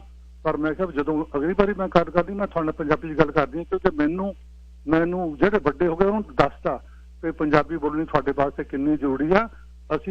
ਅਸੀਂ ਰੰਗਦਾਰ ਲੋਕ ਹਾਂ, ਸਾਡੇ ਕੋਲ ਇੱਕ ਵਾਧੂ ਬੋਲੀ ਹੋਣੀ ਚਾਹੀਦੀ ਹੈ, ਕਿਉਂਕਿ ਸਾਡੀ ਹਿਫਾਜ਼ਤ ਲਈ ਸਾਨੂੰ ਕਿਤੇ ਆਪਸ ਵਿੱਚ ਗੱਲ ਕਰਨੀ ਪੈਂਦੀ ਆ। ਇਹ ਇੰਨੀ ਜ਼ਰੂਰੀ ਹੈ। ਜਦੋਂ ਤੁਸੀਂ ਇਹ ਆਪਣੇ ਸਾਡੇ ਜਿਹੜੇ ਬੱਚੇ ਤਕੜੇ ਹੋਏ, ਜਿਹੜੇ 50 ਸਾਲ ਦੇ ਹੋਏ, ਉਹਨਾਂ ਨੂੰ ਵੀ ਮੈਂ ਇਹੀ ਗੱਲ ਕਰਨਾ ਜੇ ਇਕੱਠੇ ਹੁੰਦੇ ਆ ਕਿ ਆਪਣੀ ਬੋਲੀ 'ਚ ਗੱਲ ਕਰੋ। ਅਸੀਂ ਰੰਗਦਾਰ ਲੋਕ ਹਾਂ, ਸਾਡੇ ਕੋਲ ਆਪਣਾ ਮਾਂ ਬੋਲੀ ਦਾ ਹਥਿਆਰ ਸਾਡੇ ਕੋਲ ਚਾਹੀਦਾ। ਜੇ ਸਾਡੇ ਕੋਲ ਹਥਿਆਰ ਨਹੀਂ ਹੋਏਗਾ ਤੇ ਅਸੀਂ ਖੱਤਾ ਖਾਵਾਂਗੇ, ਅਸੀਂ ਇੱਕੋ ਬੋਲੀ ਵਾਲੇ ਰਹਿ ਜਾਵਾਂਗੇ, ਸਾਡੇ ਨਾਲ ਫਰਕ ਹੋਊਗਾ, ਸਾਡੇ ਨਾਲ ਡਿਸਕ੍ਰਿਮੀਨੇਸ਼ਨ ਹੋਊਗਾ। ਸੋ ਇਦਾਂ ਦੀਆਂ ਬੇਨਤੀਆਂ ਹੈਗੀਆਂ। ਆਪਣੇ ਜਿਹੜੇ ਤੁਹਾਡੇ ਬੱਚੇ ਹੈਗੇ ਆ ਉਹਨਾਂ ਨੂੰ ਕਹੋ ਵੀ ਕਈ ਤਾਂ ਲੋਕ ਐਸੇ ਆ, ਉਹ ਕਹਿੰਦੇ ਮੈਂ ਤੈਨੂੰ ਰੋਟੀ ਨਹੀਂ ਦੇਣੀ, ਮੈਂ ਤੈਨੂੰ ਖਾਣਾ ਨਹੀਂ ਦੇਣਾ ਜਦ ਤੂੰ ਆਪਣੀ ਬੋਲੀ 'ਚ ਗੱਲ ਨਹੀਂ ਕਰਦਾ। ਸੋ ਕਈ ਦਫਾ ਸਾਨੂੰ ਇਦਾਂ ਦੀਆਂ ਗੱਲਾਂ ਕਰਨੀਆਂ ਪੈਣੀਆਂ। ਸੋ ਬਹੁਤ ਤੁਹਾਡਾ ਧੰਨਵਾਦ। ਬਹੁਤ ਸਮਝਦਾਰ ਗੱਲਾਂ ਬਾਤਾਂ ਹੋ ਰਹੀਆਂ ਤੇ ਬਸ ਚੜ੍ਹਦੀ ਕਲਾ ਰਹੋ ਜੀ। ਬਹੁਤ ਬਹੁਤ ਮਿਹਰਬਾਨੀ। ਬਹੁਤ ਧੰਨਵਾਦ ਜੀ। ਡਾਕਟਰ ਹਰਸ਼ਿੰਦਰ ਕੌਰ ਭੈਣ ਜੀ ਕੀ ਕਹਿਣਾ ਚਾਹੋਗੇ? ਕਿਉਂਕਿ ਕਿਰਪਾਲ ਸਿੰਘ ਹੁਣੀ ਬਕਾਇਦਾ ਪੰਜਾਬੀ ਮਾਂ ਬੋਲੀ ਦੇ ਉੱਤੇ ਬਹੁਤ ਜ਼ਿਆਦਾ ਕੰਮ ਕਰ ਰਹੇ ਨੇ, ਉਹ ਬੱਚਿਆਂ ਨੂੰ ਬਕਾਇਦਾ ਨਾਲ ਪੰਜਾਬੀ ਮਾਂ ਬੋਲੀ ਨਾਲ ਜੋੜਿਆ ਵੀ ਹੈ, ਕੀ ਕਹਿਣਾ ਚਾਹੋਗੇ? ਜੀ ਬਿਲਕੁਲ। ਦੇਖੋ ਮੈਂ ਆਪਣੀ ਸਮਝ ਦੇ ਅਨੁਸਾਰ ਹੀ ਦੱਸਦੀ ਹਾਂ ਜੀ। ਕਿਸੇ ਵੀ ਜ਼ਬਾਨ ਦੇ ਵਿੱਚ ਜਦੋਂ ਤੁਸੀਂ ਲੈ ਵਿੱਚ ਬੱਚੇ ਨੂੰ ਗਾਣ ਜਾਂ ਨੱਚਣ ਤੇ ਮਜਬੂਰ ਕਰਦੇ ਹੋ, ਉਸ ਜ਼ਬਾਨ ਨੂੰ ਕਦੇ ਵੀ ਕੋਈ ਖਤਮ ਨਹੀਂ ਕਰ ਸਕਦਾ। ਤਾਂ ਤੁਸੀਂ ਦੇਖੋ ਸਾਡੀ ਮੈਂ ਦੇਖਿਆ ਕਿ ਸਾਡੇ ਜਿਹੜੇ ਪੰਜਾਬੀ ਗਾਣਿਆਂ ਤੇ ਗੋਰੇ ਵੀ ਥਿਰਕਦੇ ਨੇ। ਤੇ ਜਦੋਂ ਬੱਚਾ ਦੂਰ ਹੁੰਦਾ ਜਾਂਦਾ ਦਿਸੇ, ਉਹਨੂੰ ਬਜਾਏ ਕਿ ਸਜ਼ਾ ਦੇ ਕੇ ਉੱਧਰ ਜੋੜੀਏ, ਜੇ ਉਹਨੂੰ ਉਹਦੇ ਨਾਲ ਗੂੰਦ ਦਈਏ ਕਿ ਇਸ ਗਾਣੇ ਤੇ ਆ ਨੱਚੀਏ ਤੇ ਇਸ ਗਾਣੇ 'ਚ ਇਸ ਲਫ਼ਜ਼ ਦਾ ਮਤਲਬ ਪਤਾ ਹੈ ਕੀ ਹੈ। ਸੋ ਉਸ ਗਾਣੇ ਵਿੱਚ ਵੀ ਅਫਸੋਸ ਕਿ ਅਸੀਂ ਇਸ ਵੇਲੇ ਸ਼ਰਾਬ ਜਾਂ ਹਥਿਆਰ ਦੀ ਗੱਲ ਜ਼ਿਆਦਾ ਕਰਦੇ ਹਾਂ, ਜਿਹਦੀ ਥਾਂ ਤੇ ਅਸੀਂ ਕੋਈ ਅਣਖ ਵਾਲਾ ਕੋਈ ਮਾਨਵਤਾ ਜਾਂ ਕਿਸੇ ਆਪਣੀ ਪੁਰਾਣੇ ਜੋ ਸਾਡੇ ਗੀਤ ਸੰਗੀਤ, ਸਾਡਾ ਜੋ ਲੋਕ ਗੀਤ, ਜੇ ਉਹਨਾਂ ਨੂੰ ਹੀ ਮੌਜੂਦਾ ਇਸ ਸਮੇਂ ਦੇ ਜਿਵੇਂ ਦੇ ਹੁਣ ਇੰਸਟਰੂਮੈਂਟ ਯੂਜ਼ ਕਰ ਰਹੇ ਨੇ, ਉਹਨਾਂ ਵਿੱਚ ਕਿਤੇ ਗੁੰਦ ਕੇ ਅਸੀਂ ਬੱਚੇ ਉਸ ਪਾਸੇ ਨੂੰ ਤੋੜ ਦਈਏ ਕਿ ਉਹ ਨੱਚਣ ਗਾਣ ਜਾਂ ਖੁਸ਼ੀ ਮਹਿਸੂਸ ਕਰਨ ਲੱਗ ਜਾਣ ਜਦੋਂ ਉਸ ਜ਼ਬਾਨ ਦੇ ਨਾਲ, ਫਿਰ ਉਹਨੂੰ, ਕਿਉਂਕਿ ਉਹਨੇ ਮਾਂ ਦੇ ਢਿੱਡ ਚੋਂ ਸੁਣੀ ਹੁੰਦੀ, ਜੇ ਉਹ ਆਪਣੇ ਆਪ ਹੌਲੀ ਹੌਲੀ ਜੁੜਨ ਲੱਗ ਜਾਂਦਾ, ਉਸ ਬੋਲੀ ਦੇ ਬਦੋ ਬਦੀ ਸ਼ਬਦ ਉਹਦੇ ਮੂੰਹ ਨਿਕਲਣੇ ਵੀ ਸ਼ੁਰੂ ਹੋਣਗੇ। ਸੋ ਇਹ ਇੱਕ ਵਧੀਆ ਤਰੀਕਾ ਜੇ ਗੀਤ ਸੰਗੀਤ ਨਾਲ। ਕਾਰਨ ਇਹੀ ਸੀ ਸਾਡਾ ਸ੍ਰੀ ਗੁਰੂ ਗ੍ਰੰਥ ਸਾਹਿਬ ਵੀ ਲਿਖਣਾ ਇੱਕ ਸੰਗੀਤ ਦੇ ਵਿੱਚ ਦਾ ਮਤਲਬ ਇਹੋ ਸੀ ਕਿ ਉੱਕਰ ਜਾਵੇ ਮਨ ਦੇ ਅੰਦਰ, ਕਿਤੇ ਡੂੰਘਾ ਉਤਰ ਜਾਵੇ, ਉਹ ਮੁੜ ਕੇ ਨਿਕਲ ਹੀ ਨਾ ਸਕੇ, ਉਹ ਇੱਕ ਜ਼ਿੰਦਗੀ ਦਾ ਹਿੱਸਾ ਬਣ ਜਾਵੇ। ਸੋ ਇਸੇ ਤਰ੍ਹਾਂ ਜੇ ਅਸੀਂ ਆਪਣੀ ਜ਼ਬਾਨ ਵਿੱਚ ਉਹ ਗੀਤ ਜੋ ਮਾਂ ਦੀਆਂ ਲੋਰੀਆਂ ਰਾਹੀਂ, ਜਿਨ੍ਹਾਂ ਰਾਹੀਂ ਅਸੀਂ ਬੱਚੇ ਜਵਾਨ ਕੀਤੇ ਸੀ, ਜੇ ਵਾਪਸ ਸੁਰਜੀਤ ਕਰ ਲਈਏ ਨਾ, ਇਹ ਬੋਲੀ ਨਹੀਂ ਮਰ ਸਕਦੀ। ਕਿਉਂਕਿ ਅੱਜ ਵੀ ਵੀਰ ਰਸ ਦੀ ਜੇ ਗੱਲ ਕਰੀਏ, ਮਾਂ ਬੋਲੀ 'ਚ ਆਂਦਾ ਜੇ। ਬਿਲਕੁਲ ਉਸੇ ਤਰ੍ਹਾਂ ਪਿਆਰ ਜਾਂ ਮੁਹੱਬਤ ਨੂੰ ਕਿਸੇ ਹੋਰ ਜ਼ਬਾਨ ਵਿੱਚ ਉਹਨੇ ਨਹੀਂ ਖੂਬਸੂਰਤ ਤਰੀਕੇ ਨਾਲ ਅਸੀਂ ਮਨ ਵਿੱਚੋਂ ਦੱਸ ਸਕਦੇ, ਦਰਸਾ ਸਕਦੇ, ਜਿੰਨਾ ਮਾਂ ਬੋਲੀ ਵਿੱਚ ਜਾ ਸਕਦਾ। ਸੋ ਇਹ ਪਿਆਰ ਤੇ ਮੁਹੱਬਤ ਨਾਲ ਜੇ ਅਸੀਂ ਇਹਨਾਂ ਨੂੰ ਇੱਧਰ ਮੋੜੀਏ, ਜ਼ਰੂਰ ਇਸ ਪਾਸੇ ਨੂੰ ਤੁਰਨਗੇ। ਵਾਹ ਜੀ ਵਾਹ, ਬਹੁਤ ਖੂਬ ਜੀ। ਸਰਦਾਰ ਸ਼ਵਿੰਦਰ ਸਿੰਘ ਜੀ, ਤੁਸੀਂ ਇੱਥੇ ਹੋ, ਤੁਹਾਡਾ ਬਹੁਤ ਬਹੁਤ ਸਵਾਗਤ ਹੈ ਜੀ। ਸਤਿ ਸ਼੍ਰੀ ਅਕਾਲ ਭਾਈ ਸਾਹਿਬ ਜੀ। ਸਤਿ ਸ਼੍ਰੀ ਅਕਾਲ ਜੀ। ਹਾਂਜੀ, ਮੈਂ ਇੱਕ ਆਪਣਾ ਪਰਸਨਲ ਐਕਸਪੀਰੀਅੰਸ ਤੋਂ ਕਮੈਂਟ ਕਰਨਾ ਚਾਹੁੰਦਾ ਸੀ। ਇਹ ਪੁਆਇੰਟ ਜਿਹੜਾ ਪੰਜਾਬੀ ਦਾ ਚੱਲ ਰਿਹਾ ਹੈਗਾ ਜੀ, ਤੇ ਮੇਰੀ ਐਜੂਕੇਸ਼ਨ ਬੈਕਗ੍ਰਾਉਂਡ ਰਹੀ ਹੈਗੀ ਆ ਜੀ ਤਕਰੀਬਨ 1 ਦਹਾਕਾ ਪਿੱਛੇ, ਤੇ ਮੈਨੂੰ ਥੋੜਾ ਜਿਹਾ ਇੰਟਰਸਟ ਰਿਹਾ ਹੈਗਾ, ਤੇ ਖਾਸ ਤੌਰ ਤੇ ਇਹਦਾ ਵੀ ਪੰਜਾਬੀ ਭਾਸ਼ਾ ਦਾ, ਮਾਤ ਭਾਸ਼ਾ ਦਾ ਫਸਟ ਲੈਂਗੁਏਜ ਹੋਣ ਦਾ। ਤੇ ਪਰ ਜਿਹੜੀ ਇੱਥੇ ਵਾਲੀ ਸਿਚੁਏਸ਼ਨ ਹੈਗੀ ਆ ਜੀ, ਜਿਹੜੇ ਗੱਲ ਇੱਕ ਹੋਰ ਕਾਲਰ ਕਹਿ ਕੇ ਗਏ ਸੀਗੇ ਕਿ ਬੱਚੇ ਕਾਰਟੂਨਸ ਤੋਂ ਪੰਜਾਬੀ ਸਿੱਖਦੇ ਨੇ, ਤੇ ਉਹ ਬਿਲਕੁਲ ਸੱਚ ਹੈਗੀ ਆ। ਮੈਂ ਤਕਰੀਬਨ 10 ਸਾਲ ਪਹਿਲਾਂ ਦੀ ਗੱਲ ਕਰਦਾ, ਤੇ ਮੇਰਾ ਇੱਕ ਦੋਸਤ ਸੀਗਾ, ਉਹਦਾ ਛੋਟਾ ਬੱਚਾ ਸੀਗਾ, ਤੇ ਉਹ ਦੋਨੋਂ ਜੀ ਕੰਮ ਕਰਦੇ ਸੀਗੇ, ਤੇ ਇਕੱਲਾ ਬੱਚਾ ਇੱਕ ਘਰੇ ਸੀਗਾ, ਤੇ ਬੱਚੇ ਦਾ ਕੋਈ ਐਕਸਪੋਜ਼ਰ ਬਾਹਰ ਵੀ ਨਹੀਂ ਸੀਗਾ, ਯਾਨੀ ਕਿ ਹਜੇ ਉਹ ਸਕੂਲ ਵਗੈਰਾ ਨਹੀਂ ਸੀ ਜਾਂਦਾ। ਲੇਕਿਨ ਉਹ ਬੱਚੇ ਦੀ ਫਸਟ ਲੈਂਗੁਏਜ ਇੰਗਲਿਸ਼ ਹੋ ਗਈ ਸੀ, ਜਸਟ ਸਿੰਪਲੀ ਇਸ ਕਰਕੇ ਕਿਉਂਕਿ ਉਹ ਟੀਵੀ ਦੇਖ ਰਿਹਾ ਸੀਗਾ। ਤੇ ਲੇਕਿਨ ਮੈਂ ਜਦੋਂ ਆਪ ਇੱਥੇ, ਮੇਰੀ ਫੈਮਿਲੀ ਜਦੋਂ ਮੇਰੀ ਬੇਟੀ ਗਰੋ ਹੋਈ ਇੱਥੇ, ਤਾਂ ਮੈਂ ਇਹ ਚੀਜ਼ ਪਾਈ ਹੈ ਵੀ ਇਹ ਗਲਤ ਧਾਰਨਾ ਹੈਗੀ ਹੈ ਕਿ ਵੀ ਸਾਨੂੰ ਕੋਈ ਜ਼ੋਰ ਲਾ ਕੇ ਕੋਈ ਚੀਜ਼ ਕਰਕੇ ਜਾਂ ਸਾਨੂੰ ਐਕਸਟਰਾ ਐਫਰਟ ਕਰਕੇ ਬੱਚੇ ਨੂੰ ਅਸੀਂ ਪੰਜਾਬੀ ਸਿਖਾ ਸਕਦੇ ਹਾਂ। ਸਿੰਪਲੀ ਐਵਰੀਡੇ ਕਮਿਊਨੀਕੇਸ਼ਨ ਦੇ ਨਾਲ। ਮੇਰੀ ਆਪਣੀ ਬੇਟੀ ਹੈ, ਇਸ ਟਾਈਮ ਛੋਟੀ ਹੈਗੀ ਹੈ, ਪ੍ਰਾਇਮਰੀ ਸਕੂਲ ਵਿੱਚ ਜਾਂਦੀ ਹੈ, ਉਹਦੀ ਫਸਟ ਲੈਂਗੁਏਜ ਪੰਜਾਬੀ ਹੈ। ਮੈਂ ਕੋਈ ਬਹੁਤਾ ਜ਼ੋਰ ਨਹੀਂ ਲਾਇਆ। ਜੇ ਉਹਨੇ ਕੁਝ ਬੋਲਣਾ ਹੁੰਦਾ ਹੈ, ਜੇ ਫਸਟ ਲੈਂਗੁਏਜ ਦੀ ਇੱਕ ਨਿਸ਼ਾਨੀ ਹੈ ਜੀ, ਜੇ ਬੰਦਾ ਸੁੱਤਾ ਉੱਠ ਕੇ ਜਿਹੜੇ ਸ਼ਬਦ ਬੋਲਦਾ, ਇੱਕਦਮ ਅੱਬੜ ਵਾਹੇ ਜਿਹੜੇ ਸ਼ਬਦ ਬੋਲਦਾ, ਉਹਦੀ ਫਸਟ ਲੈਂਗੁਏਜ ਹੈ। ਸੋ ਮੇਰੀ ਬੇਟੀ ਫਸਟ ਲੈਂਗੁਏਜ ਬੋਲਦੀ ਹੈ, ਲੇਕਿਨ ਮੈਂ ਉਹਦੇ ਵਾਸਤੇ ਕੋਈ ਐਫਰਟ ਨਹੀਂ ਕੀਤਾ। ਜਸਟ ਸਿੰਪਲੀ ਮੈਂ ਕਦੀ ਉਹਨੂੰ ਇਹ ਨਹੀਂ ਕਿਹਾ ਵੀ ਤੂੰ ਆਹ ਬੋਲ ਤੇ ਆਹ ਬੋਲ, ਲੇਕਿਨ ਉਹ ਨੈਚੁਰਲੀ ਬੋਲਦੀ ਹੈ, ਜਸਟ ਸਿੰਪਲੀ ਇਸ ਕਰਕੇ ਕਿਉਂਕਿ ਘਰੇ ਪੰਜਾਬੀ ਚੱਲਦੀ ਹੈ। ਤੇ ਮੈਂ ਕਈ ਵਾਰੀ ਇਹ ਸੋਚਦਾ ਵੀ ਮੈਂ ਥੋੜਾ ਜਿਹਾ ਇੰਟਰਸਟ ਲੈਣਾ, ਸ਼ਾਇਦ ਉਹਦੇ ਕਰਕੇ ਕੋਈ ਪ੍ਰਭਾਵ ਹੋ ਗਿਆ ਵੀ ਨਹੀਂ। ਮੇਰੇ ਸਿਸਟਰ ਇਨ ਲਾਅ ਨੇ, ਉਹਨਾਂ ਦੇ ਘਰੇ ਬੱਚੇ ਹੈਗੇ ਨੇ, ਉਹ ਵੀ ਪੰਜਾਬੀ ਬੋਲਦੇ ਨੇ, ਔਰ ਮੈਂ ਤਾਂ ਫਿਰ ਐਜੂਕੇਸ਼ਨ ਬੈਕਗ੍ਰਾਉਂਡ 'ਚ ਉਹ ਨਹੀਂ ਹੈਗੇ, ਲੇਕਿਨ ਇਹਦੇ ਬਾਵਜੂਦ ਵੀ ਬੋਲਦੇ ਨਹੀਂ, ਜਸਟ ਸਿੰਪਲੀ ਇਸ ਕਰਕੇ ਕਿਉਂਕਿ ਘਰ ਦੇ ਵਿੱਚ ਨੈਚੁਰਲ ਫਸਟ ਲੈਂਗੁਏਜ ਐਕਸਪ੍ਰੈਸ਼ਨ ਉਹੀ ਹੈ। ਸੋ ਮੈਂ ਤਾਂ ਇਹ ਕਹਿੰਦਾ ਵੀ ਐਵਰੀਡੇ ਲੈਂਗੁਏਜ ਦੇ ਵਿੱਚੋਂ ਬੱਚਾ ਸਿੱਖਦਾ ਹੈਗਾ, ਜਸਟ ਤੁਸੀਂ ਉਹਨਾਂ ਨਾਲ ਗੱਲਬਾਤ ਕਰਨੀ ਹੈ, and that should be sufficient. ਤੇ ਬਸ ਇਹਨਾਂ ਹੀ ਕਹਿਣਾ ਚਾਹਾਂਗੀ। ਥੈਂਕ ਯੂ, ਸਤਿ ਸ਼੍ਰੀ ਅਕਾਲ ਜੀ। ਬਹੁਤ ਬਹੁਤ ਧੰਨਵਾਦ ਜੀ। ਭਾਜੀ, ਆਪਣਾ ਵਿਸ਼ਾ ਜਿਹੜਾ ਨਾਲ ਦੀ ਨਾਲ ਇਹ ਵੀ ਹੈ ਕਿ ਮਾਂ ਦੀ ਕੁੱਖ ਦੇ ਵਿੱਚ ਜਿਹੜੀਆਂ 2 ਲਾਈਨਾਂ ਖਾਲੀ ਹੋਈਆਂ, ਤੁਸੀਂ ਹੋਲਡ ਕਰਕੇ ਗੱਲਬਾਤ ਦੇ ਵਿੱਚ ਸ਼ਾਮਲ ਹੋ ਸਕਦੇ ਹੋ ਕਿ ਮਾਂ ਦੀ ਕੁੱਖ ਦੇ ਵਿੱਚ ਬੱਚਾ ਕਿਵੇਂ ਭਾਸ਼ਾ ਸਿੱਖਦਾ ਹੈ, ਮਾਂ ਦੀ ਕੁੱਖ ਦੇ ਵਿੱਚ ਬੱਚਾ ਕਿਵੇਂ ਹੱਸਦਾ ਹੈ, ਮਾਂ ਦੀ ਕੁੱਖ ਦੇ ਵਿੱਚ ਬੱਚਾ ਬਾਹਰਲੇ ਵਾਤਾਵਰਣ ਨੂੰ ਕਿਵੇਂ ਓਬਜ਼ਰਵ ਕਰਦਾ ਹੈ। ਅਜੇ ਦੀ ਗੱਲਬਾਤ ਡਾਕਟਰ ਹਰਸ਼ਿੰਦਰ ਕੌਰ ਉਹਨਾਂ ਨੇ ਬਹੁਤ ਵਧੀਆ ਤਰੀਕੇ ਨਾਲ ਸਮਝਾਉਣ ਦਾ ਯਤਨ ਕੀਤਾ। ਉਹ ਤਾਂ ਪੰਜਾਬੀ ਭਾਸ਼ਾ ਦੀ ਨਾਲ ਗੱਲ ਇਸ ਕਰਕੇ ਕਿਉਂਕਿ ਸਰਦਾਰ ਕਿਰਪਾਲ ਸਿੰਘ ਗਰਚਾ ਉਹਨਾਂ ਨੇ ਜਿਹੜਾ ਐਗਜ਼ਾਮਪਲ ਦਿੱਤੀ ਆਪਣੇ ਪਰਿਵਾਰ ਦੀ, ਆਪਣੇ ਗ੍ਰੈਂਡ ਕਿਡ ਦੀ, ਦੋਤਰੇ ਦੋਤੀਆਂ, ਪੋਤੇ ਪੋਤਰੀਆਂ, ਉਹਨਾਂ ਦਾ ਜ਼ਿਕਰ ਕੀਤਾ। ਤੇ ਜ਼ਰੂਰ ਇਹ ਵੀ ਨਾਲ ਫਰਜ਼ ਬਣਦਾ 1844 ਇੱਕ ਲਾਈਨ ਖਾਲੀ ਹੈ ਸਿਰਫ, 184424715550। ਹਾਂਜੀ, ਕੁਝ ਕਹਿਣਾ ਚਾਹੋਗੇ ਭੈਣ ਜੀ ਜਿਹੜੇ ਨੌਜਵਾਨ ਗੱਲ ਕਰਕੇ ਗਏ ਨੇ? ਜੀ ਜੀ ਬਿਲਕੁਲ। ਦਰਅਸਲ ਆਪਾਂ ਸਾਰੀ ਦੀ ਸਾਰੀ, ਮੇਰਾ ਖਿਆਲ ਪ੍ਰੋਗਰਾਮ ਸ਼ਾਇਦ ਉਹਨਾਂ ਨੇ ਸ਼ੁਰੂ ਤੋਂ ਸੁਣਿਆ ਹੀ ਨਹੀਂ ਕਿ ਪਹਿਲੀ ਭਾਸ਼ਾ ਜੋ ਮਾਂ ਭਾਸ਼ਾ, ਮਾਤ ਭਾਸ਼ਾ ਦਾ ਕੀ ਰੋਲ ਹੈ ਤੇ ਕਿਵੇਂ ਉਹ ਬਿਨਾਂ ਸਿਖਾਇਆ ਸਿੱਖੀ ਜਾਂਦੀ ਜੇ। ਉਹ ਤੇ ਆਪਾਂ ਆਲਰੇਡੀ ਪੂਰੀ ਡਿਟੇਲ ਦੀ ਗੱਲ ਕੀਤੀ ਸੀ, ਉਹ ਸ਼ਾਇਦ ਸੁਣ ਨਹੀਂ ਸਕੇ। ਮੈਂ ਬੇਨਤੀ ਕਰਾਂਗੀ ਕਿ ਸਾਰਾ ਪ੍ਰੋਗਰਾਮ ਸ਼ੁਰੂ ਤੋਂ ਸੁਣਨ। ਗੱਲ ਉਹ ਕਰ ਰਹੇ ਆ ਕਿ ਉਹ ਤੀਸਰੀ ਜਾਂ ਚੌਥੀ ਪੁਸ਼ਤ ਜਿਹੜੀ ਉਹਨਾਂ ਦੀ ਮਾਂ ਬੋਲੀ ਵੀ ਇਹ ਨਹੀਂ ਰਹੀ, ਕਿਉਂਕਿ ਉਹਨਾਂ ਨੇ ਮਾਂ ਦੀ ਪੇਟ ਵਿੱਚ ਹੀ ਅੰਗਰੇਜ਼ੀ ਸੁਣੀ, ਜੰਮਣ ਤੋਂ ਬਾਅਦ ਵੀ ਸੁਣੀ, ਪਰ ਉਹਨਾਂ ਦੇ ਦਾਦਾ ਜਾਂ ਪੜਦਾਦਾ ਜੋ ਅਜੇ ਤੱਕ ਮਾਂ ਬੋਲੀ ਨਾਲ ਜੁੜੇ ਸਨ, ਉਹਨਾਂ ਦੀ ਆਪਣੀ ਜ਼ੁਬਾਨ ਕੁਛ ਹੋਰ ਹੈ, ਉਹਨਾਂ ਨੂੰ ਕਿਸ ਤਰੀਕੇ, ਕਿਉਂਕਿ ਜਿਨ੍ਹਾਂ ਦੀ ਹੁਣ ਮਾਂ ਬੋਲੀ ਹੀ ਅੰਗਰੇਜ਼ੀ ਬਣ ਚੁੱਕੀ ਹੈ, ਉਹਨਾਂ ਨੇ ਸੁਣਨਾ ਹੀ ਨਹੀਂ ਕੋਈ ਸ਼ਬਦ, ਉਹਨਾਂ ਨਾਲ ਵੀ ਜਦੋਂ ਗੱਲਬਾਤ ਆਪਾਂ ਕਰਦੇ ਹਾਂ ਪੰਜਾਬੀ ਜ਼ੁਬਾਨ ਵਿੱਚ, ਉਦੋਂ ਆਪਾਂ ਫੋਰਸ ਯੂਜ਼ ਕਰਨ ਦੀ ਥਾਂ ਜੇ ਇਸ ਤਰੀਕੇ ਗੀਤ ਸੰਗੀਤ ਨਾਲ ਜੋੜ ਲਈਏ ਤਾਂ ਹੌਲੀ ਹੌਲੀ ਉਹ ਸ਼ਬਦ ਆਪਣੇ ਆਪ ਵਾਪਸ ਉਹਨਾਂ ਦੇ ਮਨਾਂ ਵਿੱਚ ਪਹੁੰਚ ਜਾਣਗੇ।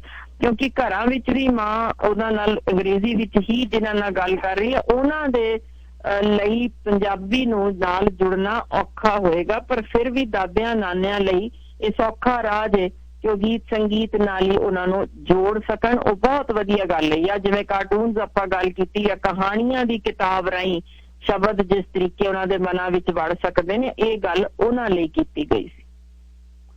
ਜੀ ਬਹੁਤ ਖੂਬ ਜੀ। ਅਗਲੇ ਕਾਲਰ ਨੇ ਸਰਦਾਰ ਕਿਰਪਾਲ ਸਿੰਘ ਜੀ। ਮੈਂ ਬੇਨਤੀ ਕਰਾਂ ਕਿ ਜਿਹੜੀ ਲਾਈਨ ਖਾਲੀ ਹੋਈ ਇਹਨਾਂ ਦੇ ਪਈ ਹੈ, ਤੁਸੀਂ ਹੋਲਡ ਕਰ ਸਕਦੇ ਹੋ ਕਿ ਜਿਹੜੇ ਪ੍ਰੋਗਰਾਮ ਦੇ ਵਿੱਚ ਸ਼ਾਮਲ ਹੋਣਾ ਚਾਹੁੰਦੇ ਨੇ 18442471550 1844247155 ਕਿਰਪਾਲ ਸਿੰਘ ਜੀ, ਤੁਸੀਂ ਏਅਰ ਤੇ ਹੋ, ਤੁਹਾਡਾ ਬਹੁਤ ਬਹੁਤ ਸਵਾਗਤ ਹੈ ਵੀਰ ਜੀ। ਸਤਿ ਸ੍ਰੀ ਅਕਾਲ ਜੀ। ਤੇ ਡਾਕਟਰ ਸਾਹਿਬ ਨੂੰ ਵੀ ਬਹੁਤ ਬਹੁਤ ਸਤਿ ਸ੍ਰੀ ਅਕਾਲ। ਡਾਕਟਰ ਸਾਹਿਬ ਤਾਂ ਵੈਸੇ ਬਹੁਤ ਗ੍ਰੇਟ ਨੇ ਜੀ, ਤੁਹਾਡਾ ਪ੍ਰੋਗਰਾਮ ਬਹੁਤ ਵਧੀਆ, ਮੈਂ ਸ਼ੁਰੂ ਤੋਂ ਸੁਣ ਰਿਹਾ ਹੈਗਾ, ਪਰ ਮੈਨੂੰ ਤਾਂ ਬੜਾ ਅਫਸੋਸ ਹੈ ਇਹ ਚੀਜ਼ ਦਾ ਵੀ ਇਹ ਸਭ ਗੱਲਾਂ ਸਾਨੂੰ ਪਹਿਲਾਂ ਕਿਉਂ ਨਹੀਂ ਪਤਾ ਲੱਗਿਆ। ਜੇ ਪਹਿਲਾਂ ਪਤਾ ਤਾਂ ਸ਼ਾਇਦ ਅਸੀਂ ਆਪਦੇ ਬੱਚਿਆਂ ਨੂੰ ਜਾਂ ਪੋਤੇ ਪੋਤੀ ਨੂੰ ਉਹਨਾਂ ਨੂੰ ਬੈਟਰ ਵੇ ਨਾਲ ਹੋਰ ਅਸੀਂ ਚੰਗੀ ਤਰ੍ਹਾਂ ਪਾਸ ਗਰੋ ਕਰ ਸਕਦੇ ਜਾਂ ਕਿਵੇਂ ਵੀ ਉਹਨਾਂ ਨੂੰ ਜ਼ਿਆਦਾ ਹੈਲਪ ਕਰ ਸਕਦੇ ਡਿਊ ਟੂ ਪ੍ਰੈਗਨੈਂਸੀ। ਚਲੋ ਹੁਣ ਵੀ ਪਤਾ ਲੱਗਿਆ, ਬਹੁਤ ਚੰਗਾ। ਡਾਕਟਰ ਸਾਹਿਬ ਜੀ ਬਹੁਤ ਥੈਂਕ ਯੂ ਫॉर, ਬਹੁਤ ਜ਼ਿਆਦਾ ਮੈਂ ਥੈਂਕਫੁਲ ਹਾਂ। ਡਾਕਟਰ ਸਾਹਿਬ ਬਹੁਤ ਸੋਹਣੀ ਜਾਣਕਾਰੀ ਦੇ ਰਿਹਾ, ਰੱਬ ਨੂੰ ਬਹੁਤ ਲੰਬੀ ਉਮਰ ਕਰੇ, ਮੇਰੀ ਵੀ ਲਾਦ ਦੇ ਬੇਸ਼ੱਕ, ਮੈਂ ਤਾਂ ਇਹ ਗੱਲ। ਵਾਹ ਜੀ, ਥੈਂਕ ਯੂ ਜੀ, ਬਹੁਤ ਬਹੁਤ ਧੰਨਵਾਦ ਜੀ। ਤੁਹਾਡੀਆਂ ਅਸੀਸਾਂ, ਤੁਹਾਡੀਆਂ ਦੁਆਵਾਂ ਨੇ ਜਿਹੜੀਆਂ ਪਤਾ ਨਹੀਂ ਕਿੱਥੇ ਲੈ ਕੇ ਜਾਂਦੀਆਂ ਨੇ। ਤੁਹਾਡੀਆਂ ਦੁਆਵਾਂ ਸਦਕਾ ਹੀ ਅੱਜ ਤਕਰੀਬਨ 20 ਵਰ੍ਹੇ ਹੋ ਗਏ ਨੇ ਇਸੇ ਮੰਚ ਤੇ ਫ੍ਰੀਕੁਐਂਸੀ 1550 ਹੀ ਹੈ। ਮੈਂ ਕਦੇ ਵੀ ਫ੍ਰੀਕੁਐਂਸੀ ਨਹੀਂ ਬਦਲੀ, ਉੱਥੇ ਹੀ ਬੈਠਾ। ਪਹਿਲਾਂ ਇਹਦਾ ਨਾਮ ਰੇਡੀਓ ਸ਼ੇਰੇ ਪੰਜਾਬ ਸੀ, ਫਿਰ KRPI 1550 ਹੋਇਆ, ਅੱਜ ਕੱਲ KRPI ਆਪਣਾ ਰੇਡੀਓ ਬਣ ਗਿਆ, ਬੈਠੇ ਉੱਥੇ ਹੀ ਆ।